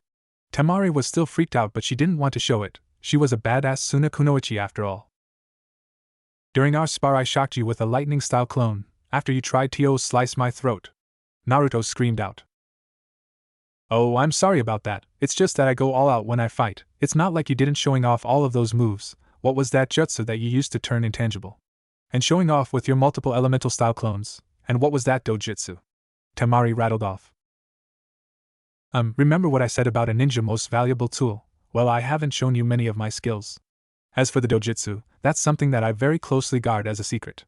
Naruto said mysteriously. Well, I want my fan back, so give it to me when we meet for the exams. Temari began to walk off and head toward where her team would be, barefoot as her sandals were still in the Namikaze household. Wait, will I see you again outside of the exams? Naruto asked hopefully. No. Temari shot over her shoulder and looked forward again. She didn't want to admit that she had fun yesterday on her date with him, and enjoyed the look of his body in the morning. However, when the invasion would come, she didn't want to feel the extreme guilt for her betrayal after they became more attached to each other. For all they knew, they would die fighting each other, or at least the shinobi from their respective villages. Minato was waiting for his son, who was late. He himself could use a breather. He took quite a beating when he was trying to defend his son and the Kazekage's daughter from being chopped into pieces. Kushina was even threatening to withhold sex if he didn't punish Naruto. However, he would still probably not have time for sex anyway with the exams coming up. He still needed to make accommodations for all the lords and daimyos coming, beef up security, and then train Naruto and Naoko for as long as he could. Hello, father, sister. Naruto was walking up towards him, his hands in his pocket. At last you show up, getting lucky again, huh? Minato winked at his son. We just got a bite to eat together, father, Naruto said, not wanting to get into it. At the Lantern, our most prestigious restaurant, trying to impress her, weren't you? Minato said with a smirk. He remembered doing the same with Kushina. No, father, besides she doesn't want to be involved like that anyway. We are both participating in the Chunin exams after all. For all we know, we could end up fighting each other when everything is on the line. Naruto muttered out. Don't worry, son, first rejections are always tough to take. I think your mom was my first and only girlfriend, so I wouldn't know, but yeah, on a better note, you won't believe what happened in the council meeting with the Mizukage Jiraiya. Minato was cut off when his daughter, being her impatient self, barged into the conversation. Daddy? Can we begin training already? The Chunin exams are so close, we can't waste time with meaningless talk. We must seize the day. Naoko fist pumped the air. Well, alright, first let me tell you guys what we are going to do these few days. We are going to begin training on the Rasengan and the Hiroshin. Minato said, excited that he was going to pass on his original techniques to his children. Really, Daddy? That's awesome. We'll become as super powerful as you now. Naoko ran to hug her dad, which he gladly accepted. I am honored, father. Naruto bowed his head. Okay, well, first, here these are for you too. Minato tossed 2 water balloons to his children. The Rasengan begins with these. First, you know how you walk on trees using chakra and walk on water the same way? Well, that is how you begin. First, emit chakra to your palm, and irritate the water so that it begins rotating in a clockwise direction. Rotate it enough so that you pop the balloon, which is the first stage, controlling chakra on another part of your body, in this case your palm, like your feet with the walking exercises. If you need more balloons, there are some in that bin over there. But first let me show you how. Minato grabbed a balloon from the bin and agitated the water within with chakra. It began to get all lumpy before it finally exploded. Naruto and Naoko put determination into their faces and began to go to work. However, Naruto made shadow doppelgangers, about 50 of them, and grabbed the balloons in the bin and began to cause the water in them to rotate. Naoko looked at him questioningly. It's for the training, Naoko. The clone's experience transfers to him when they dissipate, so he learns from their mistakes and what worked for them so he can get it faster. Minato explained, impressed, thinking this was probably the way that Naruto made leaps and bounds in his training. You're such a cheat, bro. Naoko shouted at him, and was jealous that he could do it. Naruto continued with the process, and in a few hours after he was explained it, the balloon exploded from the rapid rotation. A tip, Naoko, after you try to rotate, you need to agitate it further by making the rotation go in many ways, that way the instability causes more power. Well done, Naruto. Now the next step, you need to do that again but with a stiffer ball and only chakra, no water this time. Minato tossed Naruto a ball and he began doing what his clones learned again. He then began to swirl his chakra and had more difficulty. 4 days later, they were still going, that ability coming from their massive chakra reserves. Naruto had made the stiffer ball explode and Naoko had exploded the water one. Now that he had down rotation and power, he was working on maintaining the shape with an air balloon. making his chakra swirl in many directions but trying to keep a spherical shape. After a while, Naruto got the Rasengan down and Minato went on to explain how to use the Hiraishin while Naoko was still working on the Rasengan. Alright Naruto, now it's time to learn the Hiraishin. First we need to maximize your chakra control. Minato was interrupted when Naruto put his hand up. My chakra control is impeccable. Naruto put his right index finger and middle finger together, and raised it above his left shoulder. He then sliced the space in front of him diagonally, and the tree in front of them was cut in half, along with the four behind it. You can emit blades of wind with just your fingertips. Minato questioned and was surprised that he had that level of control. He knew that Naruto could perform the technique with a sword, but doing it from a body part is an entirely different level. Indeed, now please continue with instructions for the Hiraishin. Naruto motioned for his father to continue. Alright, well, if you have controlled down, all that is left is the explanation. The Hiraishin is basically like a summoning jutsu, but instead of teleporting something you teleport yourself, and instead of having to perform the hand seals and the blood offering, you will yourself to whatever holds the seal formula, but getting it down takes quite a lot of effort. Now, to make the formula yours and having it allow you to be able to use it, you must imbue it with a small portion of your chakra, that way it is connected to you, and for that reason you cannot use my own. Minato took out a black three-pronged kunai from his back pouch. He then went to hand it to Naruto. This is yours. I didn't want us to get our kunai confused with each other's, so I will have the yellow, you the black, and Naoko the red. Now you imbue it with your chakra, toss it somewhere, and will yourself to it using the chakra that you have put in it to act as a beacon. Go on, give it a try. Minato took a step back and an evil smirk on his face. Naruto didn't notice this and threw the kunai at a nearby tree. He felt the chakra there and willed himself to it. What the hell, oh shit! Naruto shouted out. At first he had found himself in a space surrounded by nothing. He tried to begin to walk but his feet touched nothing, and that's when he realized he was about 100 feet in the sky, his dad and sister tiny dots below. Naruto began to plummet to the earth and was flapping his hands and kicking his legs like a chicken with its head cut off, the earth below getting closer and closer. He began to think of a way to not get splattered all over the ground when he remembered he had power over gravity. With a Shinra Tensei right before he hit the ground, he was able to stop the momentum enough to land on his feet without breaking anything. Naruto looked toward where his father and sister were and gave them an evil look. They were both laughing hysterically, balled up on the floor, tears falling from their eyes. That wasn't funny. Naruto said dead cold, but his family didn't notice. Of course it was, Minato said between breaths. Yeah bro, that was hilarious. Naoko also tried to spit out.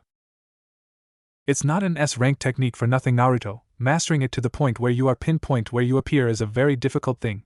It can be dangerous like you just experienced. But when you have it mastered, it can work miracles.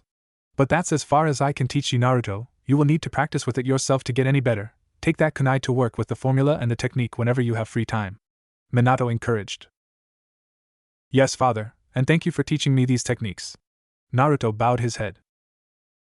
Naoko, come here please, Minato called over his daughter who was still trying to pop the stiffer ball. Now the Chunin exams are tomorrow, and I want you guys to be careful out there, alright? You guys being my kids, and Sasuke being on your team, you guys have a big target on your back. Other villages may have orders to try and eliminate you, or target you. Killing in the exams is not forbidden but frowned upon, so there will be no penalties if you kill somebody. So listen, I want you guys to be more careful than ever before, okay? Minato now had his hands on the shoulders of his children. I know you guys are strong, but that doesn't mean you can ever be too careful, so watch each other's backs, okay? Yes, father. The children of the Hokage said simultaneously, knowing the seriousness in his voice. Good, now let's go home and get some rest. We trained as long as we could, and now it's time to show them all what the will of fire can do, Minato said with his glorious smile. Minato, Naoko, and Naruto began to walk to their house, awaiting what fate held for them tomorrow.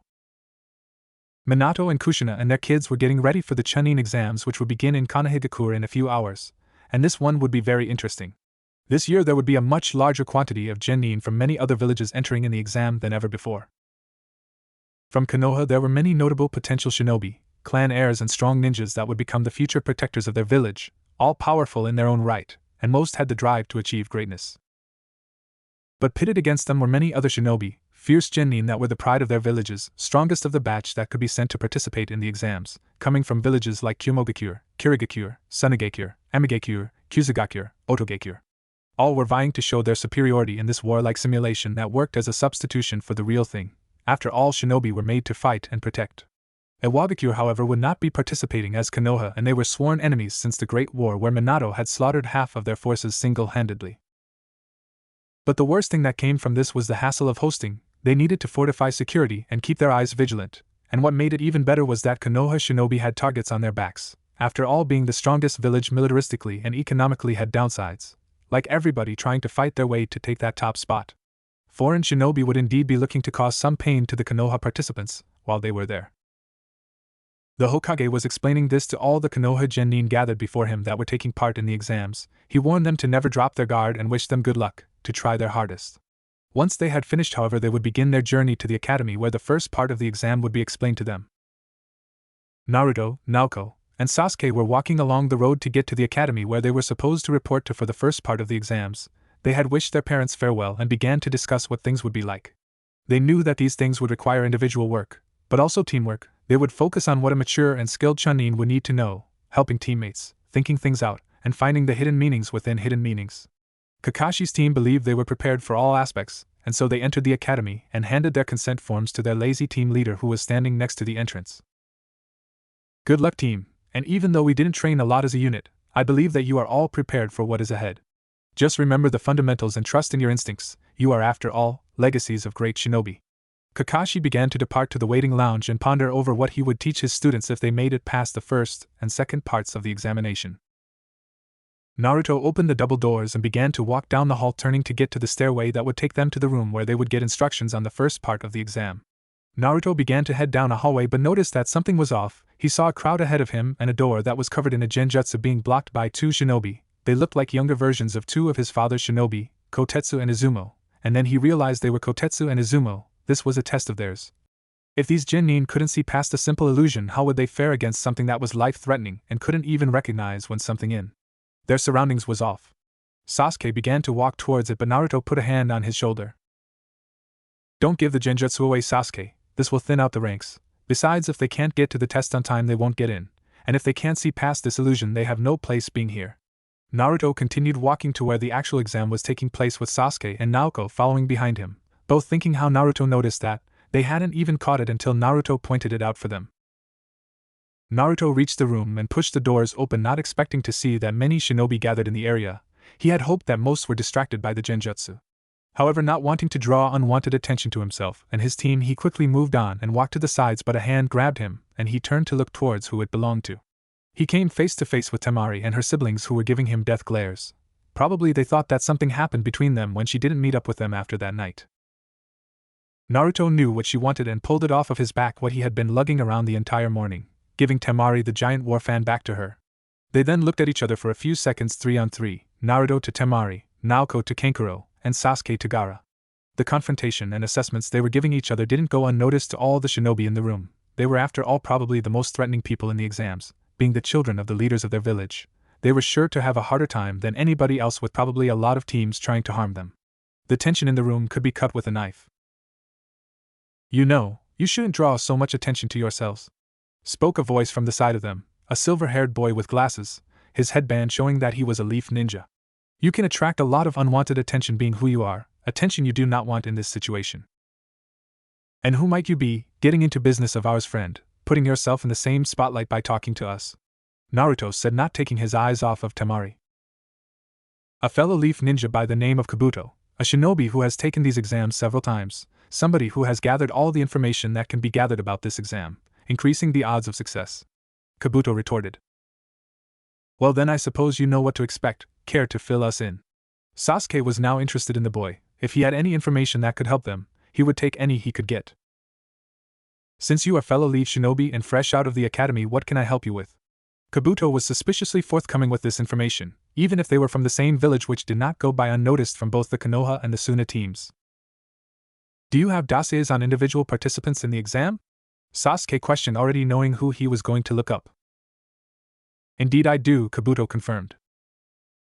Can you look up Suna participants, Gaara, Temari, and Kankuro, all with the title of no Sabaku? Sasuke let out, which caught two of the Suna shinobi off guard. The third kept a cold expression on his face. Sure thing. Kabuto took out things that looked like flash cards from his pouch. He held out 3 with his fingers and pushed chakra through them, then he looked at them. Collectively they are known as the Sand Siblings. All 3 are children of the 4th Kazekage, and it seems they are all very skilled. As a team they have completed 8 C rank missions and 1 A rank. This information got an unimpressed look from Naruto and his team. The shinobi that surrounded them and were listening on the conversation, however, were shocked. On to their individual skills, what intelligence tells me is that they lack in taijutsu and genjutsu, however they make up for it with their special skills. Gaara somehow has the ability to manipulate sand, Temari uses that fan of hers to deploy powerful wind-type jutsus, and Kankuro uses the art of puppetry that is a Suna unique skill type but even only used by a few in their village. Kabuto was however unable to finish telling everything about the information when Kankuro went up to him looking extremely angry and lifted him up by the collar. "Where the hell did you get that information, punk?" Kankuro shouted right in his face. "Shut up now or be disqualified," came a voice from the head of the classroom, enveloped in a cloud of smoke. "Everybody settle down now." When the smoke dissipated, what was revealed was a squad of Konoha shinobi with one man at the head. "I am Marino Ibiki, proctor of the first exam. Now each of you pass in the copies of your consent forms. In exchange for one form you will be given one number corresponding to a seat number in this room. You will go there and shut your mouths until told otherwise." Ibiki's final remark got everybody moving, going in to turn in their forms and get their number. After a couple of minutes everybody was situated in their seats. Naruto was sitting next to a random Kusa ninja around the middle of the classroom, Naoko all the way in the back, and Sasuke was closer to the front. It seemed most of the teams were separated from each other. "Alright, listen up because I won't repeat myself and I will not take any questions. The first part of the Chunin selection exams this year is a paper test. There are rules to this paper test." Ibiki began to write on the chalkboard at the front of the classroom. Number 1. Each one of you starts out with 10 points. The test has 10 questions. Each question you get wrong is -1 point. Do not forget. This exam is still a team event.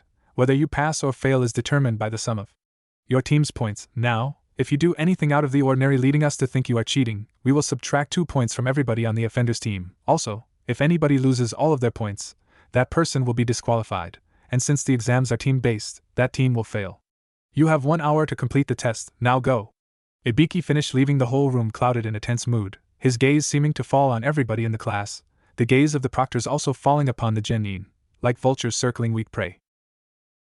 Naruto looked over the test and began to read some of the questions. However, everything he was looking at was probably beyond anything a normal genin could answer. However, he and his sister, with a mother like Kushina, got a heavy load of academics all their lives and could handle the problems. But that didn't mean everybody else could, which was the point of the test. You had to cheat to find answers and not get caught doing it. Ibiki was a great manipulator of the mind. He spoke so little, but in those words he instilled into the genin a seed of fear and doubt, uneasiness in doing something wrong and failing their team. Heck, they didn't even know how many points they would need to pass, or how many teams could pass. All adding up to a mystery that only mature shinobi could handle. Naruto looked around already knowing how everything would play out. He didn't need to worry about the test and put his head down to rest for a little bit, maybe work on his relationship with the Three Tails. They hadn't been able to speak for long since he had acquired it. Naoko was in the back wondering what her brother was doing, going to sleep at this moment. What a douche, he needed to help out their team, but she couldn't scold him at that moment. Instead, she focused her attention on the questions at hand. Easy work for her indeed. It was a time like this that she knew would come, when her mother's numerous hours of studying things like math and chemistry and physiology and history would pay off. Sasuke, close to the front, was looking at the test over and over, his onyx black eyes panicking, now wishing that he hadn't rejected Kushina's offer to study with Naruto and Naoko on all that crap that he hated to look at, now looking at him on this test, the universe laughing at his lack of the knowledge of gifted scholars. A pink-haired girl was next to him, and all he knew about her was that she was also from Konoha and that her name was Sakura from when she introduced herself to him when they were taking their seats.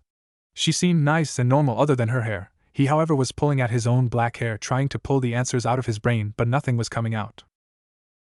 Sakura, noticing his distress, felt sorry for him. She had a slight crush on him too and for some reason felt like she should help him, so she took the leap. "Sasuke, do you need help?" She shifted over her paper slightly, showing him the 4 questions she had answered already. Sasuke, seeing this gesture, was surprised. They had barely met, but she was willing to help him? Even though he really wanted to do it, he couldn't. What if she failed because of him? What if he failed his team by doing this and getting caught? Instead, he activated his Sharingan, ready to copy the movements of the guy furiously riding in front of him. "I can't. I'm sorry, but thank you for the offer," Sasuke whispered sincerely. On the inside, Sakura was kind of relieved. Sai would totally have her head if they failed because she was giving away answers. That emotionless genin gave her the shakes with his fake smile and unnatural demeanor. He was also quite skilled from what she had seen of him in combat. 20 minutes into the test, a kunai passed by Naruto's head which would have struck him if he had his head up, but he hadn't. He was instead inside his mindscape discussing what having the tailed beast in him would do. So far he found out that his ability over water would increase dramatically, which was good for Naruto because water was not something he liked to use often. nor earth, he was more of a wind, lightning, and fire type. However, having good ability with another element was a bonus. Naruto would now have access and manipulation over techniques he could not previously access. "Hey you asshole, what's the deal?" shouted an AIM ninja towards the proctor who threw a kunai at his test. He was from AIM, and those guys had short tempers. "That's 4 strikes, get your team and get out," the proctor with bandages over his eyes said. "That's bullshit, you can't even see," retorted the AIM genin. He didn't get another comment out as the proctor threw a pen at him, hitting him in the head, making the genin caress where it hit. "Get your team and get out," repeated the proctor. But no sooner did other proctors start throwing kunais at the tests of other genin, those that were hoping the commotion of the AIM genin would distract the proctors so they could get some quick answers. Teams were getting caught quickly, all cursing their luck and the proctors. After a massive cluster of teams finished getting caught, things began to settle down, and soon they reached the 45-minute mark, signifying that the 10th question was about to be given. "Alright runts, that's 45 minutes, time for the 10th and final question." Ibiki looked around and found quite a lot more teams than he expected there to be still. This year had many participants, and it looked like he had only cut their numbers down by at least a half. "But before I give it to you, you need to choose whether you will accept or reject the question. Also, if you choose to reject it, you will lose all of your points and your team will fail immediately. But if you do accept it and get it wrong, you will never be allowed to take the Chunin selection exams again." "What? We know there are people in here who have taken this exam more than once. That doesn't make any sense," Kiba shouted out to the man, bursting from his seat. "Yes, but unfortunately for you, I was not making the rules in the previous exams, tough luck runt. So, anybody choose to reject the 10th question?" Ibiki looked over the group hoping this would get them cut down even more, and it did. A wave of hands flew in the air and all chose to reject the final question. They and their teams began leaving the area. "Anybody else?" Ibiki again looked around. They still had quite a lot of people, 78 in fact, and they all looked like they were in deep thought, except one with his head down, a lot of spiky blonde hair flowing down his back, his fingerless gloves visible along with his black long-sleeved shirt. Ibiki looked away from the boy to see a couple of people trying to find the gut to keep their hands down, their hearts in fear of being genin forever.